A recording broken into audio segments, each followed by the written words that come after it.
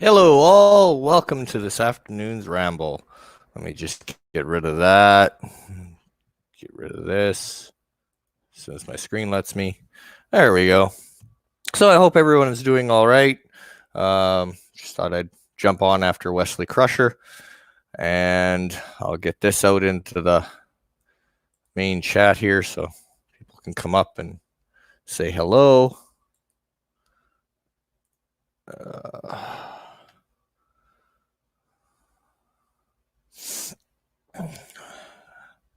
But yeah, I just thought I'd come on and we could ramble about Picard and a couple other things. I had meant to do a couple of videos over the weekend, but I got really sick, so I haven't been able to do any of it. So yeah, welcome Darren, welcome Joseph, welcome Number One Sci-Fi. Hi guys, hi Darren, hi Number One Sci-Fi, hi Hello. Rambling. Is it your first name or your last name? How should I call you? Rambling kind of. Rambling works. Rambling works. Okay. Yeah. Is there an echo coming from me? That's weird. Shouldn't be. You didn't have an AMC Rambler growing up, did you? Rambling? No. Okay. You know what one looks like, right? Mm-hmm. Okay. No, I actually see the thing with Rambling Canuck was I didn't want to get pigeonholed into one specific genre, so I wanted to be able to talk about pretty much everything, and I didn't want to be just nailed into one spot, but at the same time I didn't want to use my name, so I like Alexander. Yeah, so I just kind of messed around with some of the things, and I found something that nobody was using, and I went, perfect. Yeah. Or Darren. Yeah, it's too late for me to come up with a pseudonym, isn't it? I mean, you could change it. I suppose. Like, the Submariner or something like that. I could look into that, I suppose, but yeah. I'm thinking as well about changing the name because the more I'm live on those streams, But okay, anyway, nobody from Slovakia is over there, so I do not have to be afraid about my privacy or whatever. Yeah. I can give you my address, and I hardly doubt that someone will come over. Yeah. Yeah, it'd be pretty far. Is there a major airport pretty close to where you live, I'm guessing? Like 35 kilometers or 60 kilometers to Vienna or something like this. Oh, so Austria. So you gotta go out of country, basically? We have only flights here from to few countries within Europe, but international flights come over to Vienna. Yeah, but it's really like 60 kilometers from here. So basically something like 40 plus miles, which is nothing. Yeah, so before we get too far into the weeds here, just a couple of things I wanted to bring up. One, how's the music to that opener coming through now that I actually learned to mute my mic? It's still like mono channel. Yeah, I got to figure out that myself, really. Bad radio quality. I still don't know how to do things on StreamYard. Well, yeah, it's like listening through a microphone aimed at a speaker right now. Huh? Yeah, it's I might have to recalibrate it in the Rambling. edit. Just download it from YouTube and then play it on your. That's what I did. Did you? Yeah. Well, because you were watching your entire window. I thought you were just playing it from your YouTube channel. No. It's the video I play at the beginning is an edited video. Did you share music? Sorry, go ahead. So the music is been downloaded and then put into that into the background of that of that slideshow video. When you shared it, did you do it as just your entire screen or as from the application window? I just bring it up just so it covers most of it. I don't do full screen. All right, from the tab next time when you do share screen, there should be an application window. and you should be able to select the actual. Yeah, and then Yeah. I'm still learning all that fun stuff. But the other thing I wanted to do was because Darren had mentioned that finding music was a pain, and one of the things that I use, and I know their music kind of sucks, but the YouTube itself has a whole bunch of songs. I mean, most of them are garbage, but some of them aren't too bad, and those are the ones I use just because I know for a fact I'm not going to get nailed on them. How do you find those? Well, I'll do it this way because it's easier. But Yeah, they're in your creator studio. It's just yeah, the, I'll share my Oh, screen and I'll okay. show you. audio library. I'll show you. Gotcha. So we go like this, and then I'll just go over here, and then if you go down to here, whereas you see it says audio library, Okay. and then you click, and then it literally gives you, once it loads, as you can tell, my computer sucks, Yeah. but yeah, you tons. Just Okay. Great. Yeah. loads. There is only one thing that I heard, because since I'm not creating videos, I don't care. But somebody mentioned it in earlier streams somewhere during the last 2 weeks, that you need to be careful with. Some of them are totally like royalty free, and some of them you need to put the artist. Yes. Some of them, and they have everything there, like everything. Like it says in each song, like it's not guesswork.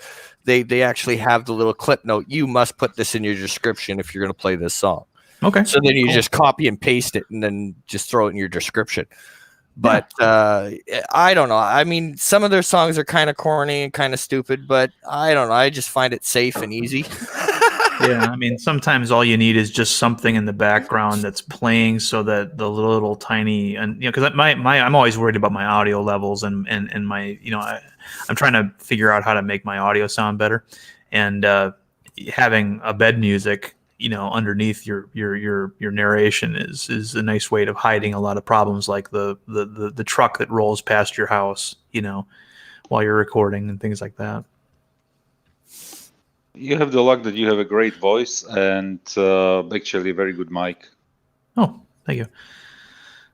But yeah, I don't know. I find it a good resource anyway, and it's safe too, because it's like if they copyright strike you for it, it's like, well, I took it off your own bloody website, you morons. Yeah. Right. So it's like, well, wait a second. Yeah. This can happen too. This can happen too as well. But then you maybe just claim it. Mhm. That there was this song taken directly from YouTube library, because sometimes the songs can change. Right. Yeah. Okay. Yeah. And they'll know that I got it, because I mean that's everything's dated. Yeah, that's a good idea. The thing is when you are doing the videos for Anti-Tracker, you shouldn't be worried with the epidemic sound. But if you want to do it for yourself, I don't know how much the epidemic sound is. It's like $15 a month. Yeah, it's something like $15 this. a month, and I was looking at my budget here recently, and it was something that I thought, well, as long as I'm doing these for Anti-Tracker, and he's already got a subscription, I thought I'd just, save the money and use it somewhere else, and then for my own videos, I'll look at what YouTube provides and see if there's anything appropriate. Exactly, and especially you mentioned that you are not going to do like videos like every week for your channel or something like this.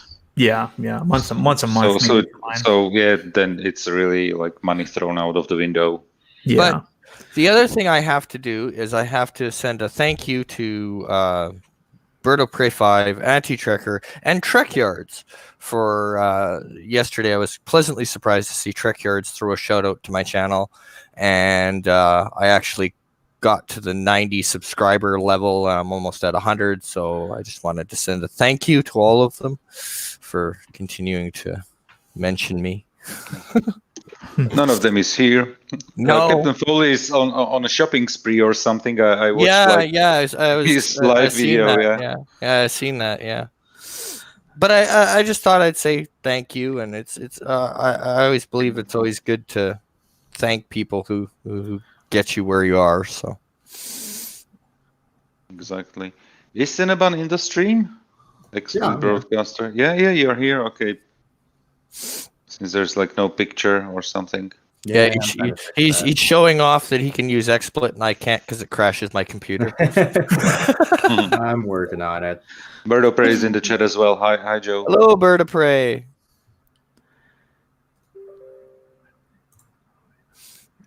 But yeah, no, he's just showing off that he can use XSplit and I can't because it crashes my computer.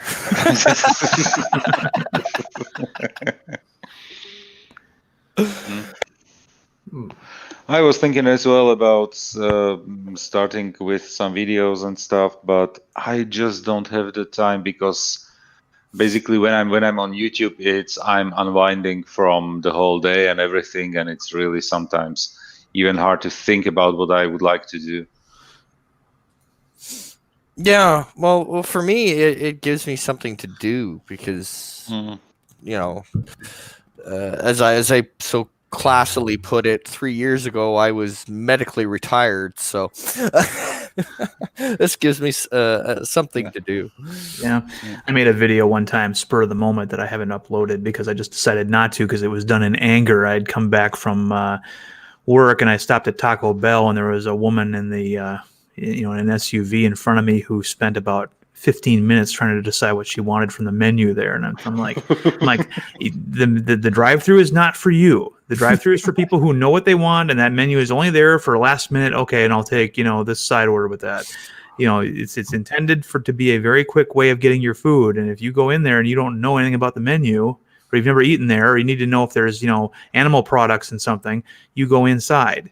And I come back and I recorded this rant and I ended the video, I think, with a clip from Enterprise where T'Pol it was the episode where they went back in time and were in what was the present back then, and I don't know if the third season episode, yeah. Third season, yeah. It was, and they went to Detroit and they're in a drive-through and T'Pol asks the woman in the the speaker system in the drive-through if they have anything without animal products, and then I ended it with where I'm shouting at T'Pol, get out of the drive-through, and I finished it. It was only about 5 minutes long, but I didn't like the way I sound. But when I'm angry and I'm shouting, I didn't want anybody to hear that, so I never uploaded it. I just read an anecdote like this week somewhere on the internet that a guy had a woman behind him honking at the line. In a drive-through at McDonald's, and she made everybody nervous and bad atmosphere there. And so what he did, he paid for her order, and then took her order with him. Oh man! So that she now had to wait like even more. Wow. Just real quick, guys. I'm thinking Bird is losing his mind. He's calling everybody Wes now. That was Rambling Canuck, Bird, not Wes. Thanking you. But that actually reminds me of and I can't remember for the life of me the comedian that said it, but there is an old bit where he was talking about how people get into like McDonald's or whatever, and they stand there and they stare at the menu and they take forever, or Dairy Queen, and his bit was get out of the line. Yeah. Yeah, I mean, and it's all in 9 times. And I'm going to sound like a real sexist here, but 9 times out of 10, it's a woman, and 9 times out of 10, that woman is driving some kind of family vehicle. But the ones that bother me are the ones that sit forever in a Tim's line. It's like, it's coffee and donuts. It's not very hard here, folks. And Exactly. speaking of the previous chat, I mentioned Air Force One, and it's started just on the CW right now, basically. Like right now, the movie, yeah? Yeah. Oh, the movie. Okay, gotcha. the I have movie, it Air somewhere Force on my One. hard drive. If you have cable, it's just started on the CW right now. I'm just wondering why am I having an echo there? Yeah, I don't hear an echo. Don't you? No, okay. Well, there's a tiny bit of an echo, but it's not. Yes, it's not something that tiny, but I don't get why. Well, I wouldn't worry about it. It gives you kind of a Der Führermeister godlike reverb, you know? Is it me, maybe? Let me try. No. No, it's his voice that's echoing. That's all. It's my voice echoing, and I have really no idea why. Well, that's not a huge issue. It's not like we're hearing your voice, 2 seconds after you've said something. Yeah. Yeah. But it's weird. But one time when I was on the amphibious ship I was on, we were testing our anti-aircraft stuff on like little drones that they would launch and stuff like that to knock them out of the sky and stuff like that. Yeah, Welcome, I've heard. Captain Trek. Oh, hello, Captain Trek. Unmute yourself. Hello. Hello. Yeah, I do that as a courtesy. When I first come in the room, I don't want to be making noise. Yeah, I should do it more often myself because sometimes I make little sounds. But number one sci-fi. I heard that there either is or they're making a new like small aircraft carrier just for drones. Well, the newest ones, which are the Ford class, they have a different, supposedly catapult launch system than is on the Nimitz class carriers. Okay. Where it's supposed to be, I guess, more of an electric type system, just like the Zumwalt destroyers are supposed to be more of an electric drive system than a diesel drive system. Okay. If you've heard of those destroyers as well. Mm-hmm. They're the ones that have the big housing around, I guess, the radar area, I guess, or whatever. Gotcha. It looks kind of almost like a sub in a way, as much housing that they put around it or whatever. Yeah, that radar absorbent material. Yes. Yeah. And they're trying to put as much of that on ships as possible to obviously lower the signature of them being spotted on whatever. Is it like a specific kind of paint or? No, it's a specific type of. Well, I mean, I guess they're using. You know how a stealth plane has the coating on it or whatever. Yeah, they're also very angular. They have a very angular hull on them. Right, and that's to and obviously they do it. So that the signal basically doesn't bounce back, but goes into a different direction, right? Yes. Yeah. Yeah, anything to disguise so that you don't pick it up until it's too late, basically. Basically, you pick it up by vision, if anything, versus radar or whatever. Almost like the coating they put on, like the shuttle and stuff like that, so it can enter the atmosphere and not burn up and stuff like that. It's not exactly like those tiles that they used on the shuttle, but it's a absorbing material, obviously, that they're going to use to hide as much of. Who's having a munchies? Yeah, who's eating? Give me Captain Trek. Captain Trek. He went on mute. I had a glass. I was eating some ice. Oh my! Yeah, modern submarines, the United States Navy also have a acoustic tiling that they put on the hull now, where while the submarine is still being built or it's in dry dock, it'll get these acoustic tiles made, and they'll be sort of baked onto the hull or glued on.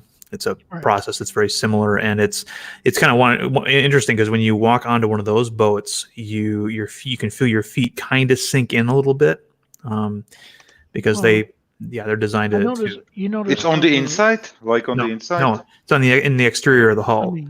I mean. Oh, like when you are walking on the exterior of the hull, yeah. Yeah, Okay, I Yeah, I don't understand. know if you guys have similar to what is on surface ships on the um I guess in the Hainer Bay area and on the flight deck itself is you have that coating, but it's not smooth. It's kind of edgy, almost kind of like, you know what I'm talking about? On subs? No, well, yeah, I don't know if you have it on subs or not when you're up on top of the air of the. No, submarines are more interested in sound absorbing material. So we have mine was an old enough to have a bare metal hull, but the subs have the acoustic tiling on the newer ones, and they don't have any radar absorbent material on this, for example, the sail. But I guess it's because they already have such a low radar cross section anyway when they're on the surface that they probably thought it was overkill. But yeah, the larger ships they get that. I don't know though about this angular thing you're talking about. What is there a name for it, or is there a ship I can look up that has that? Yeah, hold on, let me look it up. Hold on.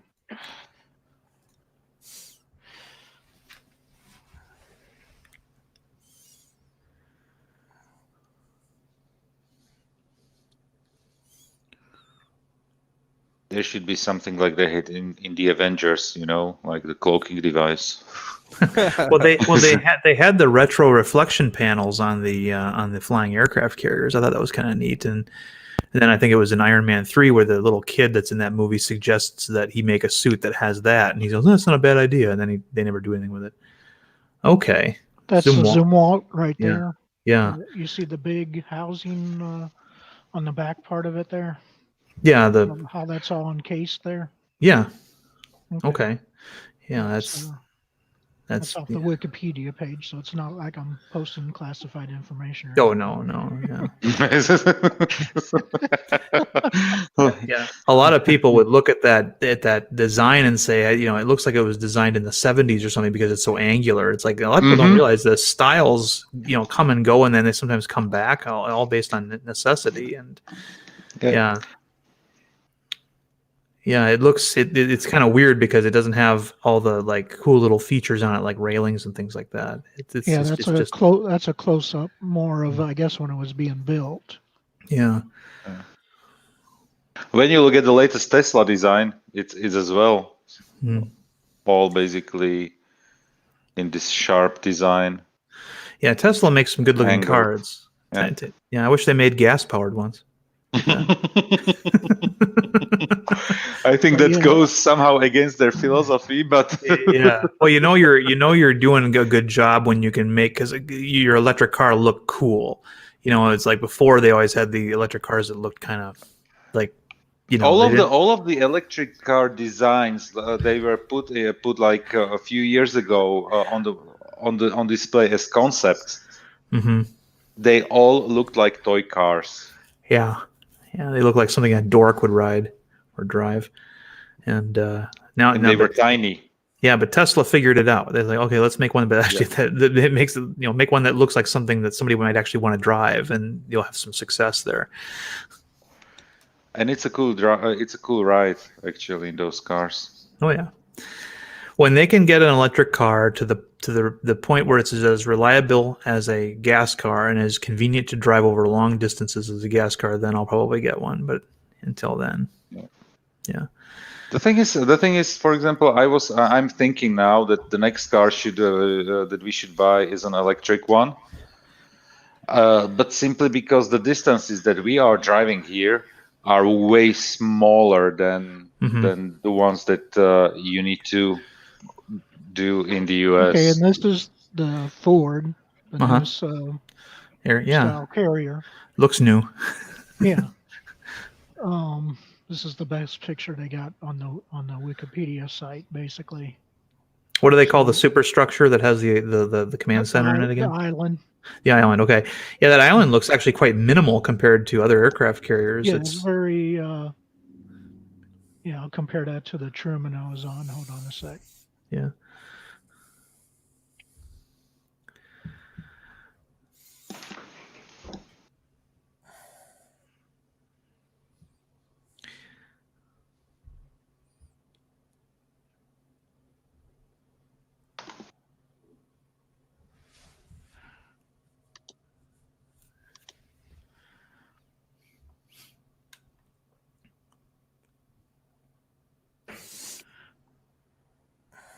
I know what I will do. I will try to disable the webcam since I'm not using it anyway. And yeah, as you can see, the island there is a little bit longer Yeah. on the Nimitz class than the Ford class. It looks like that's had some extensions on. And I yeah. think, see how it's more in the middle here on Yeah. the Truman? I think it Yeah. was further back. Let me go back to the other one. Hold on. Yeah, it looked like it.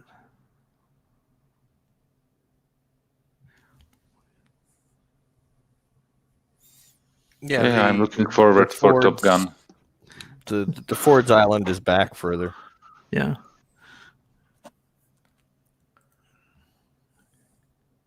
Yeah, it's way back further and way smaller. Yep. Yeah. You can tell right there.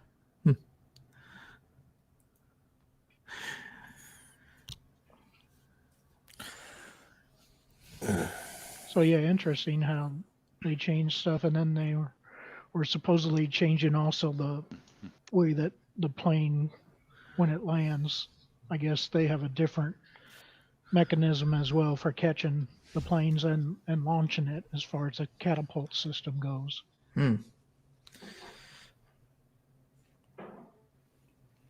Yeah, I'll admit to not knowing very much about aircraft carriers other than how to sink them. Like on the battleship game, obviously. Yeah. Well, I mean, you know, it's kind of funny because the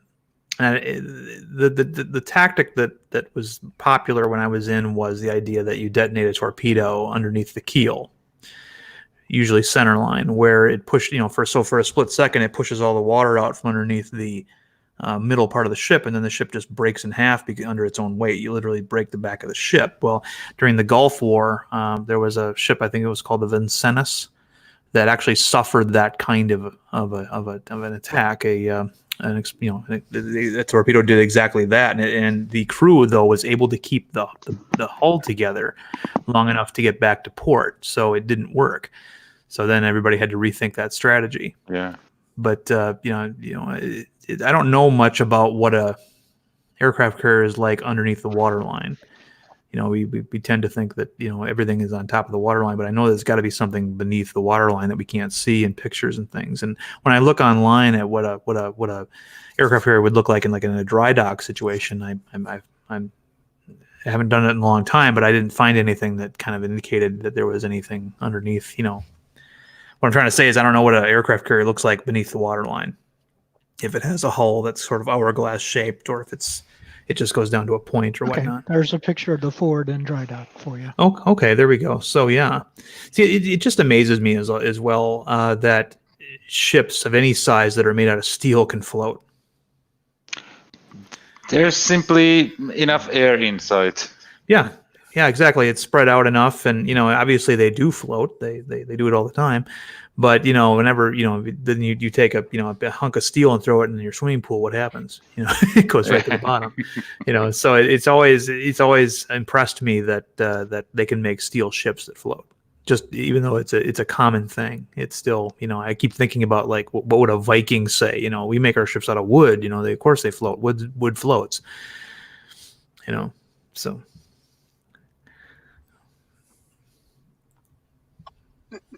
Hello, Val Mike. I just saw that you guys were still on, and I thought I'd share something with you that I think is kind of funny, if you can hear it. My editing software apparently has crashed on me and is in a not responding loop, and it sounds really creepy. Uh-oh. So play it. Can you hear that? Yeah. Sounds like a monkey. That's me laughing. Maybe you ought to be maybe you ought to be recording this on your phone. Wow. Okay, now I'm sharing a picture of a amphibious ship from the back when you flood the back area, basically. Oh yeah. This is how you get like LCACs and other vehicles that are in the well there out See it? of it. So it's like a helo carrier on top, and then Yeah, you got a flight deck on top, which is for mainly helicopters. Yeah. And then in the back, all that back area, you store LCACs, which are the big things with the propellers on the back.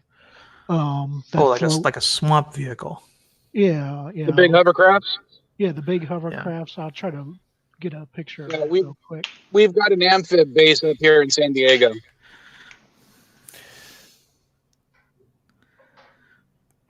We don't have a sea or an ocean. You know, I have been very fascinated with the littoral combat ships. I don't know how viable they are. You go online, you hear all these detractors saying that we shouldn't be building these, that they're a waste of money or whatnot. But I think they look pretty cool. And that's a LCAC right there. Okay, yeah, that's a okay, same principle, inflatable hull with right with fans. the two big fans in the back. Yeah, you need the yeah. It's kind of like the things that people get around in swamps in, sort of. Yeah. Not really. Well, one is actually what they call a hovercraft, which uses air pumped through a skirt in order to travel both above and slightly above water and land. The swamp boats just have a flat bottom. They can't really go over land too well. Right. Yeah, there's a vehicle that the Soviets came up with, during the Cold War that I think is just fascinating. It was called the Chronoplan. And it was basically, if you saw a picture of it, it would look like an airplane, but it was actually a ship that used ground effect to move across water at very, and this very. is the Swift that I was able to go on. This is the hydrofoil type ship that the Navy. That looks high tech. With that weird catamaran design on the front there. Yeah, reminds me of the Independence class littoral combat ship too. It's got the gun in front. I guess it's a Bofors, and has a little flight deck on the back like that.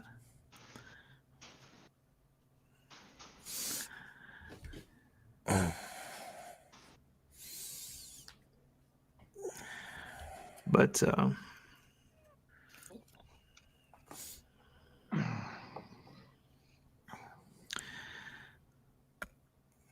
That's so interesting. Okay, now this is damage that this ship actually received from, as you can see on the front there. Yeah, what was from it? A rebel attack. So basically, I guess they unfortunately let a ship too close to them, and it blew up a hole in the side there. Looks like it shattered all the windows in the. So these things center too. Are not armed like Navy ships with 50 cals and stuff. I'm guessing all over the place, Or they're not armored either, obviously. Right. Yeah. I think they're built for speed, hence the hydrofoil. Yeah. Exactly. Yeah. People don't realize you can't armor everything. Not every military vehicle can withstand, weapons fire. Welcome, John DeMarco. All right, so as interesting as all that is, let's circle the wagons back. I kind of wanted to touch on Picard because I know it's been talked to death since the last episode, but I had wanted to kind of touch on a couple of things that I found annoying and that I liked, but I just haven't been able to make videos this weekend because I've just been out of it. So first of all, let's go around the panel and see what everybody's, I guess, we pretty much know because of Wesley Crusher, but still we'll do it again just for the sake of the audience. Well, everybody's overall, just a quick little blurb what you thought of Picard in general and the last episode. So we'll start with Darren. In general, it's not exactly what I want, but it is giving us a good look at a civilian, the civilian side of Star Trek. But I just don't like the choices they're making in terms of the creative choices and the direction. As far as the last episode goes, like I say, killer final line in that episode for Eldor or whatever his name is. Can't remember his name. Elnor, that's what it is. And I liked the confrontation between Hugh and Picard. I thought that was great. But everything else, I think everything else is pretty meh. All right, and Joseph. I'm the one that likes the show on the panel here. Well, I'm with you on that one. So Yeah. you're not the only one, buddy. That's good. That's good. But would you give the latest episode a 9 out of 10? No, I would not You go that wouldn't. high. No, You wouldn't go that. I went 8. You went 8, and I was at 8, and there are like few scenes that totally gave it like one additional point, and those were the scenes with Picard and his PTSD handling. I had goosebumps with the one shot where Picard in his study on the holodeck is looking at the pictures. We had the L cars, which was beautifully done for the first time, I think, in the whole show. And and especially when the picture of Locutus came on the screen, and he was then touching his face, and it was like interposed with old Picard and Locutus, it gave me chills. That one. Great was everything that Darren said. Those scenes they were great. What pulled the episode a little bit down was maybe the clapping after Rafi obtained the permission to go on the cube, and basically the Rafi scene when she was talking to Rios, and she was telling him the story about her son, which is weird that they know each other for a long time, and they didn't know that, and he didn't know that she had a son. This was like this. What is a little bit weird is the whole plot with Dr. Girati and her kissing Captain Rios. But okay, we had a little bit of setup in the beginning of episode 4 that she has some hormones going on when she looks at him. So that was, yeah. Anti-checker is in the chat. He says 7.5 out of 10. Yeah, yeah. Which is fair. For me, it was the best episode because I didn't get bored with the scenes on the cube when Soji was on screen. You know, because until now everything with Soji was basically boring. The only thing that we saw was how she was doing dirty stuff with the Romulan boy, agent, spy, and her just walking around the cube, and that was it. So her plot was basically boring for me until this episode. But now we are getting some action. All right, so now Val, Mike, your quick synopsis of what you thought. Basically, I still don't necessarily dislike Picard. I'm actually enjoying it, and like any trigger, I'm just going to give it a solid 7.5 because it didn't do anything that wrong. It wasn't perfect, but it was a good Star Trek episode. All right, fair enough. Captain Trek. I'm relatively easy to please, I guess. Captain Trek. Well, I would slightly disagree. I would give the episode itself a 7.0, but not as a Trek episode, as a sci-fi episode. I would go for a 6 for Star Trek. Okay, fair enough. I mean, it felt more Star Trek to me. Yeah, like I can see it. I can see it, but okay, fair enough. Number one sci-fi. Yes. And now we get this. Yeah.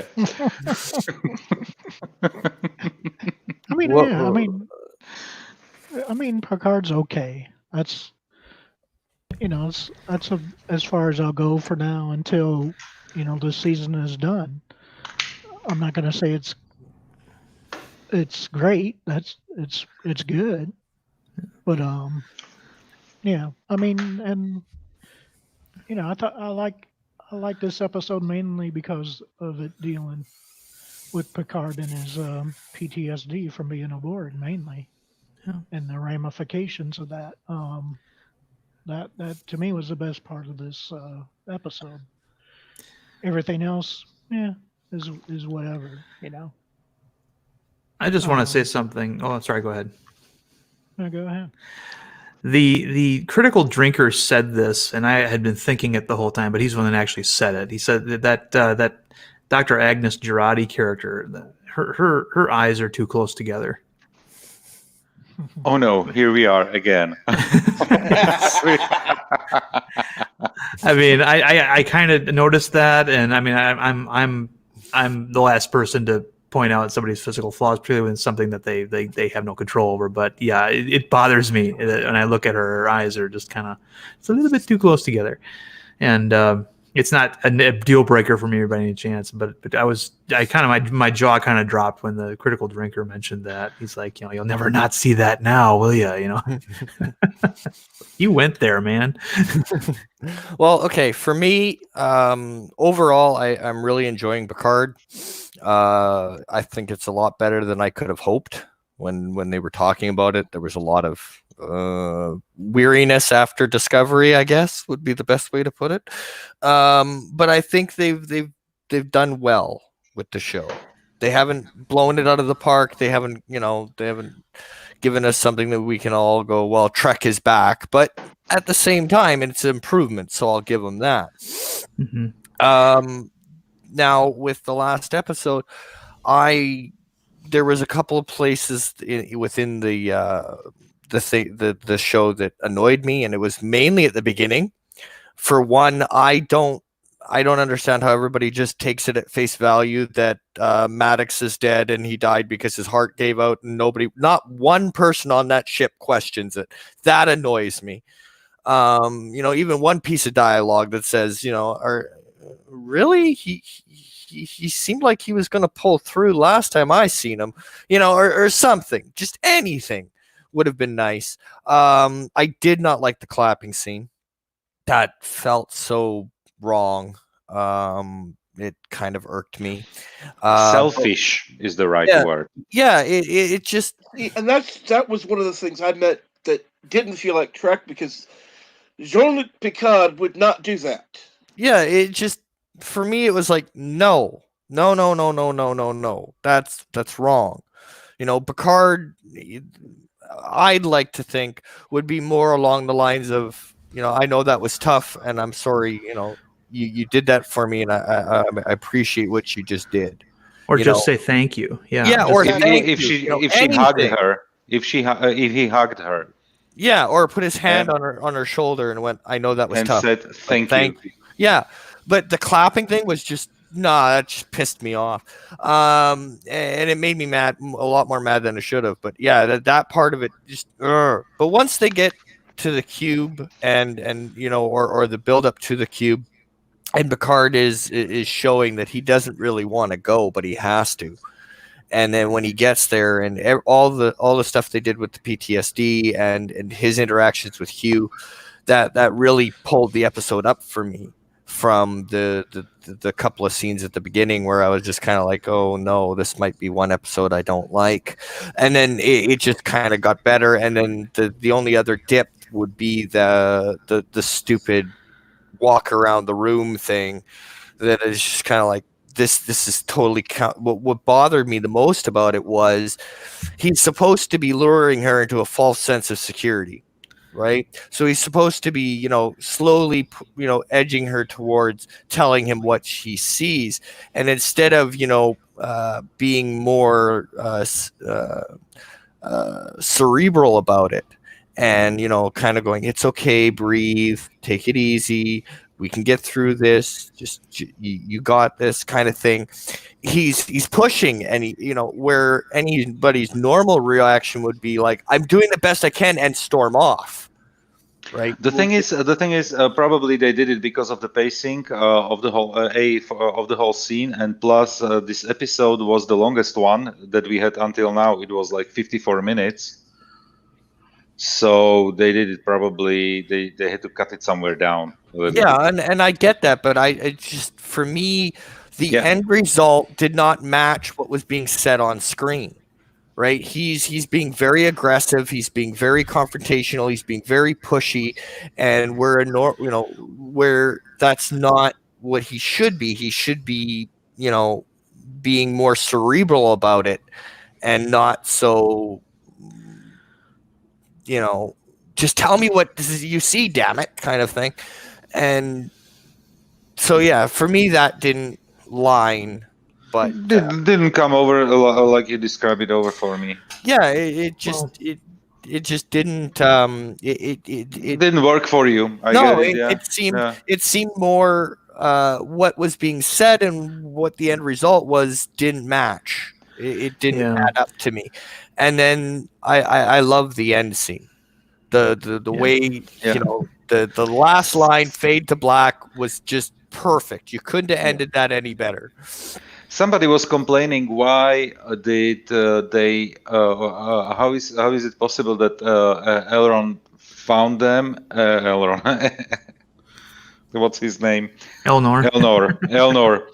Elnor found them, and why were they not beamed out? But they had only like one spot where they could beam in, and he is young and he could run, and Picard can't run that fast anymore. We saw it like few times that he is old and he cannot run. Yeah, which is a big deal for Picard because he used to be a marathon runner. Well, what the simple answer for how he found him is quantum, because the damn script said so. They had open they had open comm lines. They had open comm lines. This is what Picard said, that he's leaving the comm lines open. Yeah, so they could track. You can track that way. So yeah. As far as Narek's unusual behavior here, where he's getting more impatient with Soja, I thought that was because his sister was breathing down his neck, and he's getting desperate with trying to And she does it literally. Yeah, and So I mean, that's why I thought his behavior changed, but yeah. But see, and then the other thing that I kind of like, I thought it was cool with the whole, and I can't even remember what they actually called it, but the whole portal to get Picard out of there. I thought that was cool. I think it's cool that they did the callback. The only problem I have with it is, in a way, you sit there and you watch it and you go, well, that's cool. However, from my point of view, it's like, well, now you're just giving people ammunition to use against the damn show. Yeah. Right? Because what's the first thing, and I called it when I watched the show, I knew for a fact it was going to be coming out, was, wow, now they expect us to believe that the Borg had this technology that would allow them to beam from 40,000 light years away. Why haven't they assimilated Earth yet? And it's like, oh, okay. They just recently got it, yeah. Yeah. But the thing is, I watched the episode like literally today.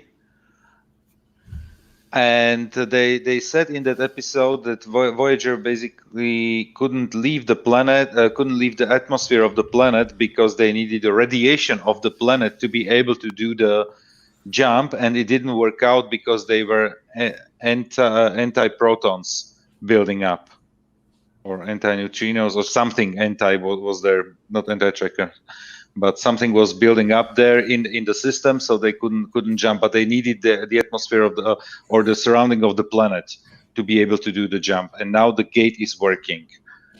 So yeah, but you could easily explain that away by the fact that the Borg can assimilate and adapt anything. But we learned that Borg assimilate; they don't create. No, but I mean, what I meant by that is just, it could be explained away just by, they figured out a way to adapt it. Something they said they need the mass of the planet. Maybe the mass of the cube is enough to be able to do maybe not 40,000 light years, but maybe a shorter distance or whatever. You could retcon it anyway. Somehow there's a question, could Tilly beat Picard in a marathon? Antitracker asks. Of course, if she sniffs on spores, She can do it. Yeah. So this is how I think they could retcon it somehow. But literally, I watched the episode today, so there was the need of the planet. So let's say the Borg adjusted it, and they are not jumping 40,000 light years. It's the theoretical reach of that gate. They are jumping to a planet where Rios is going to meet them. Maybe in the next episode. So yeah, I don't think Tilly would win in a marathon with Picard. I don't think Tilly winning any marathon is believable. I'm afraid, unless they adjusted the gravity or something. like for her, only for her, yes. So yeah, only for her somehow.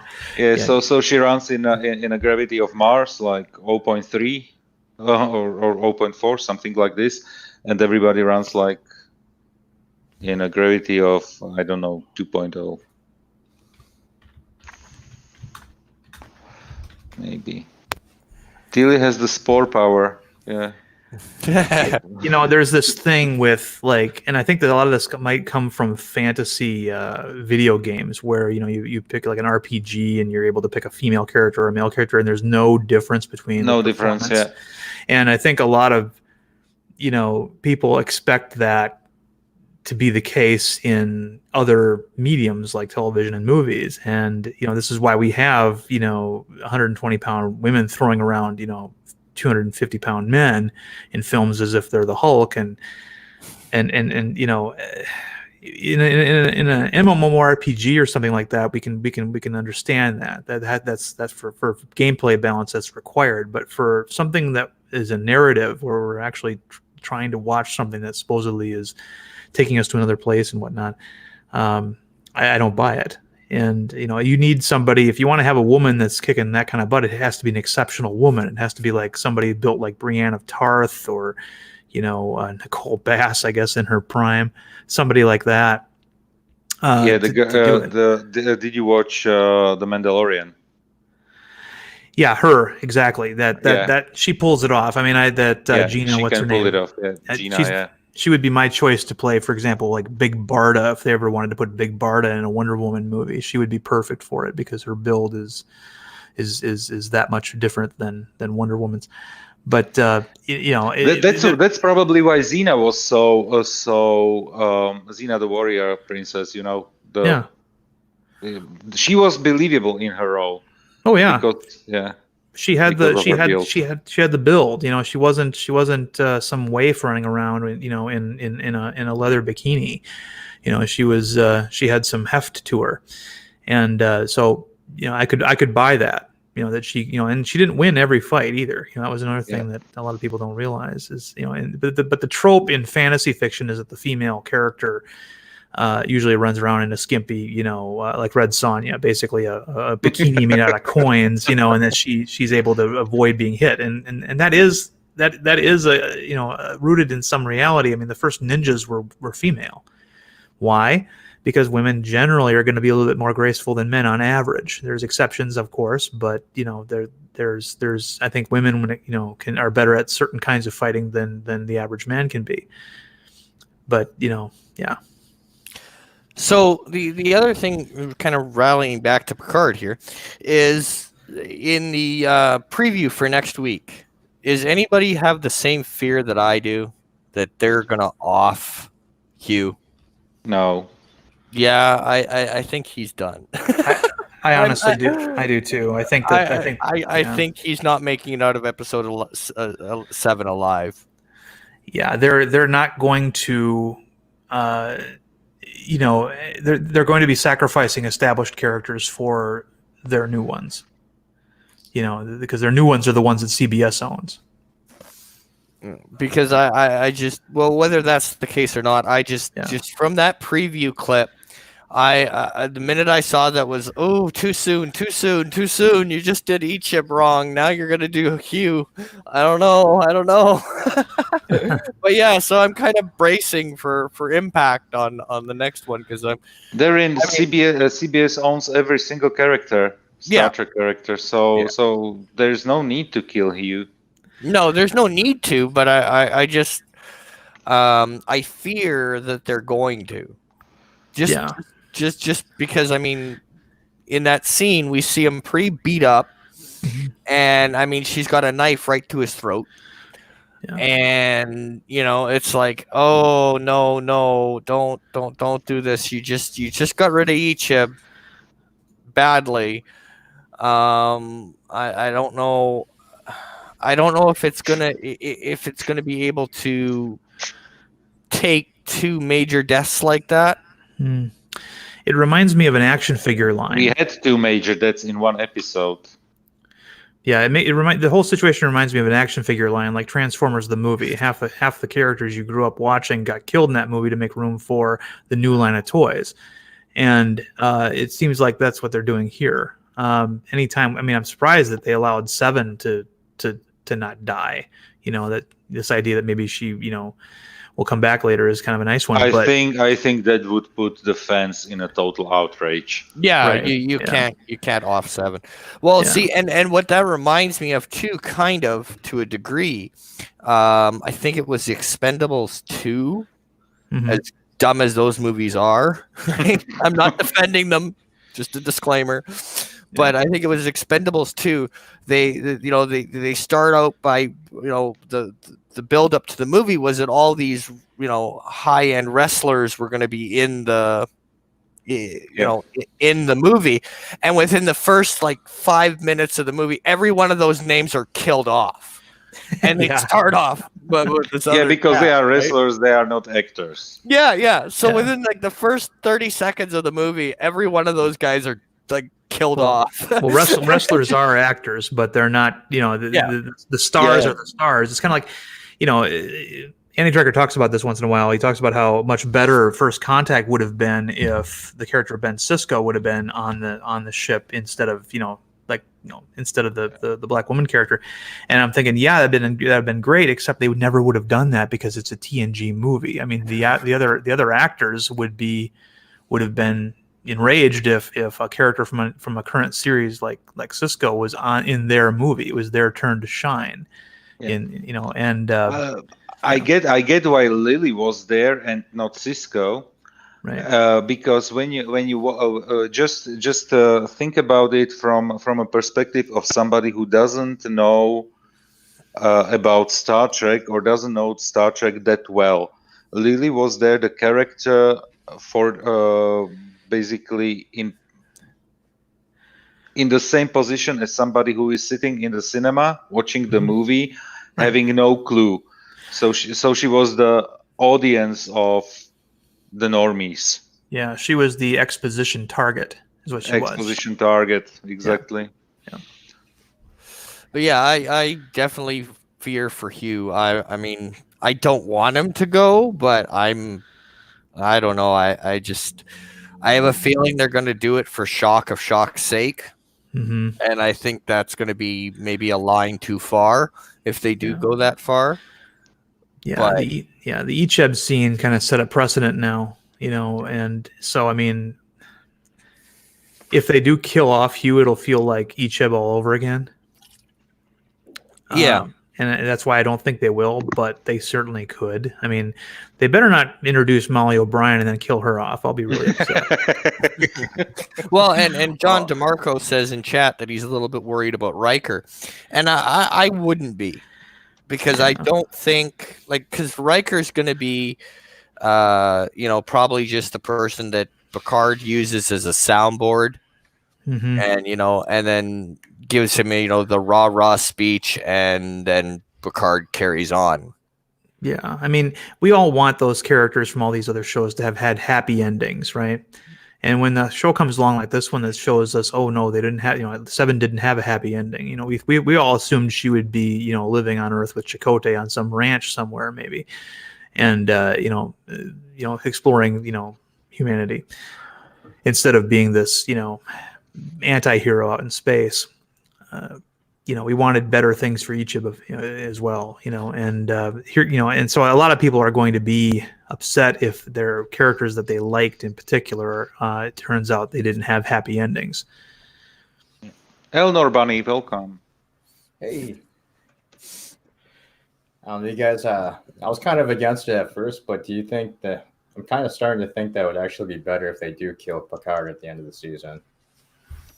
Not at the end of the season. Really, It's too early. Do you really think you could watch old man Picard being dragged down hallways for more than one season? But see, I don't look at it like that. My thing is, what if Patrick Stewart actually does croak in the middle of filming season 2? What are they going to do then? Are they just going to not have a season 2, or are they going to have to write around it and then They're going to have finish to up? write around it. Well, I'm sure they would just name a ship Picard. And call it. They probably already filmed his death scene. Yeah, they could have done that, but on a green screen somewhere, and they just put some backgrounds behind him, and that's it. Yeah. One of the big missed opportunities here in this show also is the absence of any current Federation ships. I mean, what I think they should be doing is, Rios and his little ship should be trying to avoid, Federation ships, the way that the Serenity on Firefly avoided the big military ships that were, the Authority ships. I think that something like that should happen, at least, or it should have happened so far. But then again, maybe if they did that, people would be saying, you're being too much like Firefly. Maybe you can't win. I don't know. But I would like some, good, looks at some of the current, what the current fleet looks like, other than, rehashed Discovery ships. Yeah. Effing F and Enrique in the chat. Hello, Enrique. Well, see, but see, for me, I don't like the old man Picard argument, because it's not like they're trying to portray Picard as the young spring chicken or something like that. They are keeping to where he is a little older. They are showing his weaknesses, and I think it's kind of a low blow to go, well, it's old man Picard being dragged around. I don't like that, because my thing is, okay, as a TNG fan, because that's where I came into the fandom, was at TNG. I look at it like, would people be saying the same thing if it was Shatner on screen? Yes. Yeah, people expected Shatner to kick ass right until the very end, and it was kind of funny in Generations when he's, punching Soren, who is clearly in better shape. You just understanding me, Rambling. I don't think he should be out there kicking ass either. I mean, that would be absurd. I'm just saying the man is just clearly too old to be leading a series. It's just not interesting to watch, really, after a while. Yeah, he should be like, Star Trek Gandalf. That's what he should be like to these characters.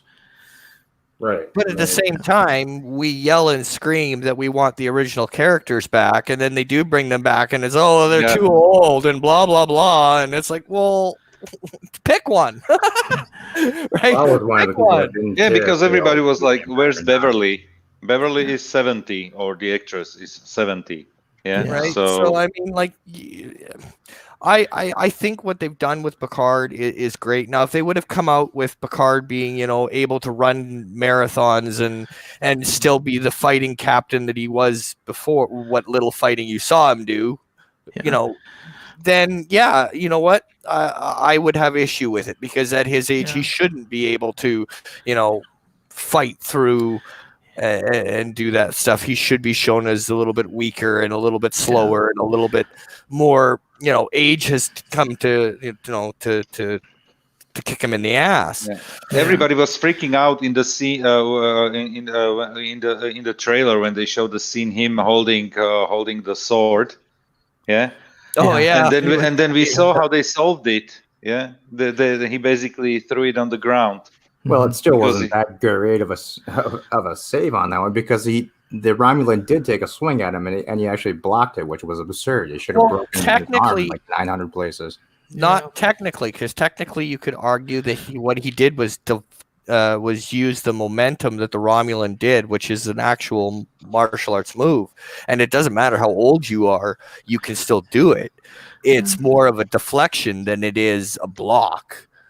Yeah, Mhm. and he has those moves in his blood because he was fencing. This we know. Yeah, so So it's not a block; it's a deflection using the other person's momentum. He's not using any of his own power. He's using that person's momentum against them to deflect the blow. But that's an actual sound martial arts maneuver. And then once it gets to the actual fight, he throws down the sword because he knows he's done. The only thing that people can say that he, to justify some of the things that he might be able to do later on, like the fencing and the strength for strength thing, is that he does have a bionic heart, but that doesn't change the fact that he's got joint problems, most likely, respiratory issues. The bionic heart doesn't fix a lot of that stuff. I've seen arguments that say that he should be, shouldn't be quite as feeble because he has a bionic heart. And I'm like, well, we also don't know. But he doesn't look that feeble. Yeah, but the thing about his age, I think that I like that they're actually aging him more realistically than they did with Shatner in the movies. Shatner, he was, now granted, in the future maybe 60 is the new 30 or something. I don't know, but I always thought that the fight that he had with Krug in Star Trek 3 on the Klingon planet was pushing it. I have had enough of you, and he kicks him off into the volcano. But I think they're portraying his age fairly well here. I think that a lot of old people do this. My dad does this once in a while, where he'll forget how old he is and how age has affected him, and he'll try to do something or start to try to do something that as a younger man he would have been able to do, and then he realizes, I can't do this anymore. And here we go again. I agree with that. The man is effing 95 years old. I think it's absurd, but rambling. Yeah. I mean, I see your point, but I just don't see a 95-year-old man even be able to deflect that. So, yeah. I mean, I think it's absurd, but Well, okay, see, guys. I can get. Oh, sorry. Go ahead, Darren. I'm going to drop out. Have a good rest of the stream. I gotta take off. So yeah, no problem. Thanks for Darren. Thanks a lot. Bye. You too. But yeah, no, like I can get what you're saying, but at the same time, I can get what they were trying to portray. Whether they did it well enough is always up for debate. But what I can see where they were going with it, but I think it should have been maybe a little bit more. Like he should have been injured. Maybe would have been better. Like was it episode 4? I'm going to look at the scene if he swung really hard, the Romulan, or was it just like he was only playing with Picard like cat and a mouse? Like for me, I get where they were trying to do it, but at the same time, maybe the actual execution wasn't that great, but I can understand where they were coming from. Yeah. Well, I guess maybe it is all in his head too, because he's probably dead after that explosion on the roof in episode 2 or 1. Yeah, that was a little much. Somebody's been watching too many Rambo movies. Well, yeah, definitely. Yeah. Yeah, like the old theory, we can survive a nuclear blast. All you have to do is get underneath your desk. So I was watching Trek before I came into your stream. I was watching a Trek Cards video about the design of the Borg. What do you guys think? I kind of agree that it's just really plain and boring this time around. Sorry, interior of the Borg ship. I'm sorry. Oh. Yeah, it's not as flamboyant, I guess would be the best way to put it. It's all black and white pretty much, with the white lighting everywhere. It just seems really plain and boring. Like, I mean, it's one of the most expensive shows they've ever done. And it seems like, what the hell do you guys spend the money on? Yeah, I don't know. I think they're trying, but at the same time, it's like we have certain expectations what certain things should look like, and I mean it's not exactly it's not like we hold the the secret over them. They should know what we are expecting, Right. and they are failing. I mean, I guess their only explanation would be, well, this is a Borg cube that's been taken over by the Romulans, so they've made changes. Yeah, well, their changes suck. Well, I mean, I can understand if you're talking about stripping down parts from the Borg cube, but to be quite honest, they're paying Patrick Stewart. They're going to be cutting everything they can. Right, but like what Trek said, but if they didn't call this show Star Trek and you didn't know this was a Borg cube and they were just in the interior, would you even realize that was a Borg cube? No, I mean, it's just so generic and plain. See, that's why you weren't here. That's what I was saying. This does not feel like Star Trek. Right. It's just it does feel like just a generic sci-fi that they just and it's a great generic sci-fi. It is. It's a great generic sci-fi. For Trek though, not so much. Mm-hmm.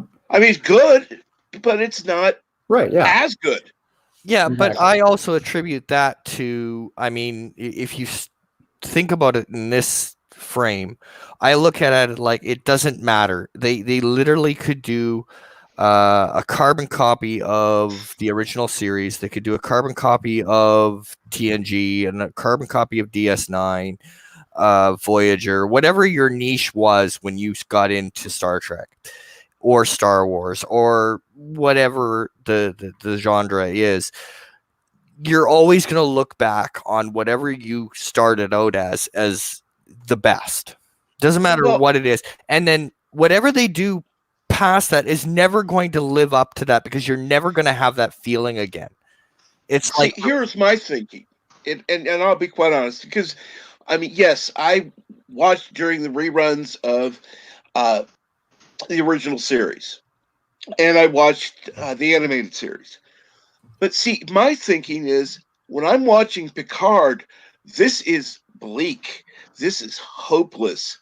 I didn't even have this feeling when I was watching the Dominion War where they were about to be defeated. It didn't feel this hopeless during that time. I agree. Yeah. But at the same time, it's like, for me, like, well, it doesn't feel like Star Trek. Well, for me, I think what's going to end up happening is it's like, I look at it like it's never going to compare to what's come before. Nothing ever will, because you're always going to give extra credence to what's come before, and it doesn't matter what it is. Wrestling, WWE, like people nowadays in the wrestling world will go, well, Attitude Era was the best. Some of that stuff was garbage, but it's always looked at through rose-colored glasses by those fans. Nostalgia. Yeah. Mm-hmm. Right? Same thing with TOS, same thing with TNG, same thing with DS9, Voyager. Wherever you came into the fandom, you're always going to have that rose-colored glasses look at it, and nothing is ever going to come close. Not a damn thing. It's the same thing as your first car. If you're a car guy, your first car, it doesn't matter if it's the biggest piece of junk known to man, it's always going to be your favorite because it was your first car. It was your first taste of freedom. It was your first first experience of having a car. It was your first love in a sense. Oh yeah. I didn't love my first car. No, but what I'm saying is, if you're a car guy, you did. I understand what you mean. Yeah, right. Totally.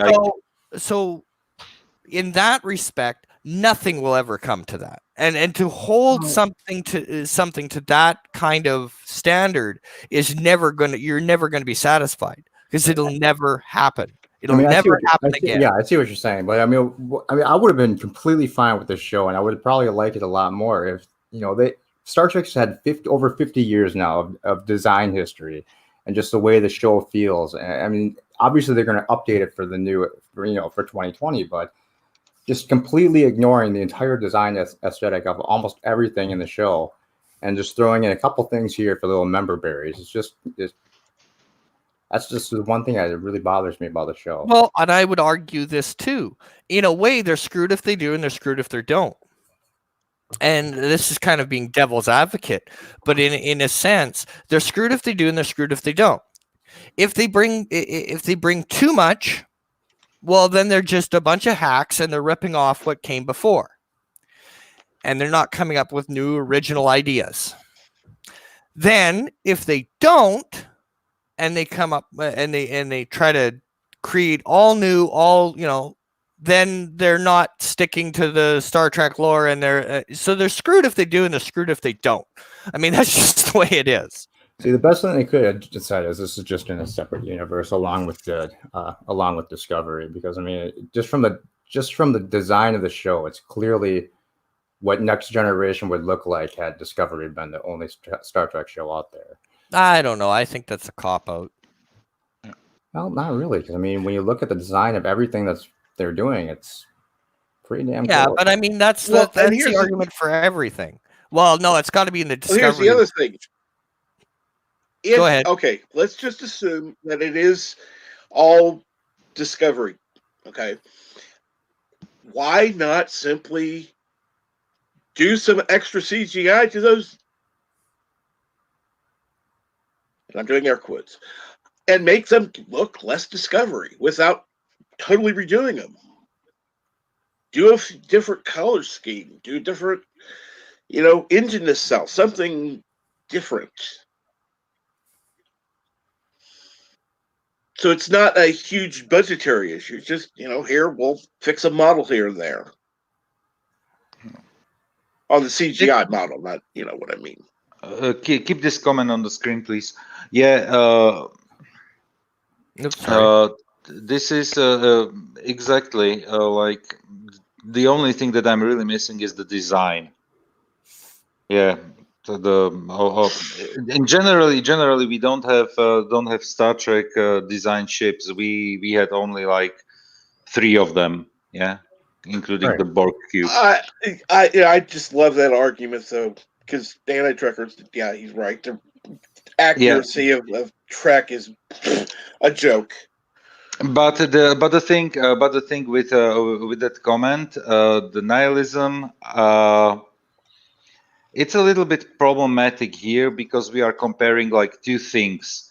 One thing is the Federation Trek that we had, and the second thing is the life outside of the shiny Federation and Starfleet, and this is what we are getting right now in this show in Picard.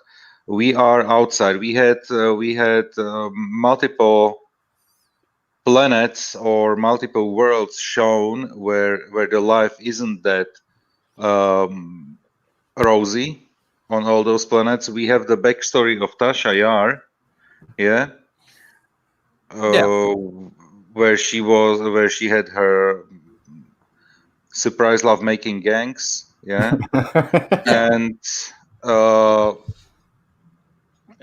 we had like planets where they were dealing drugs, basically one planet between another.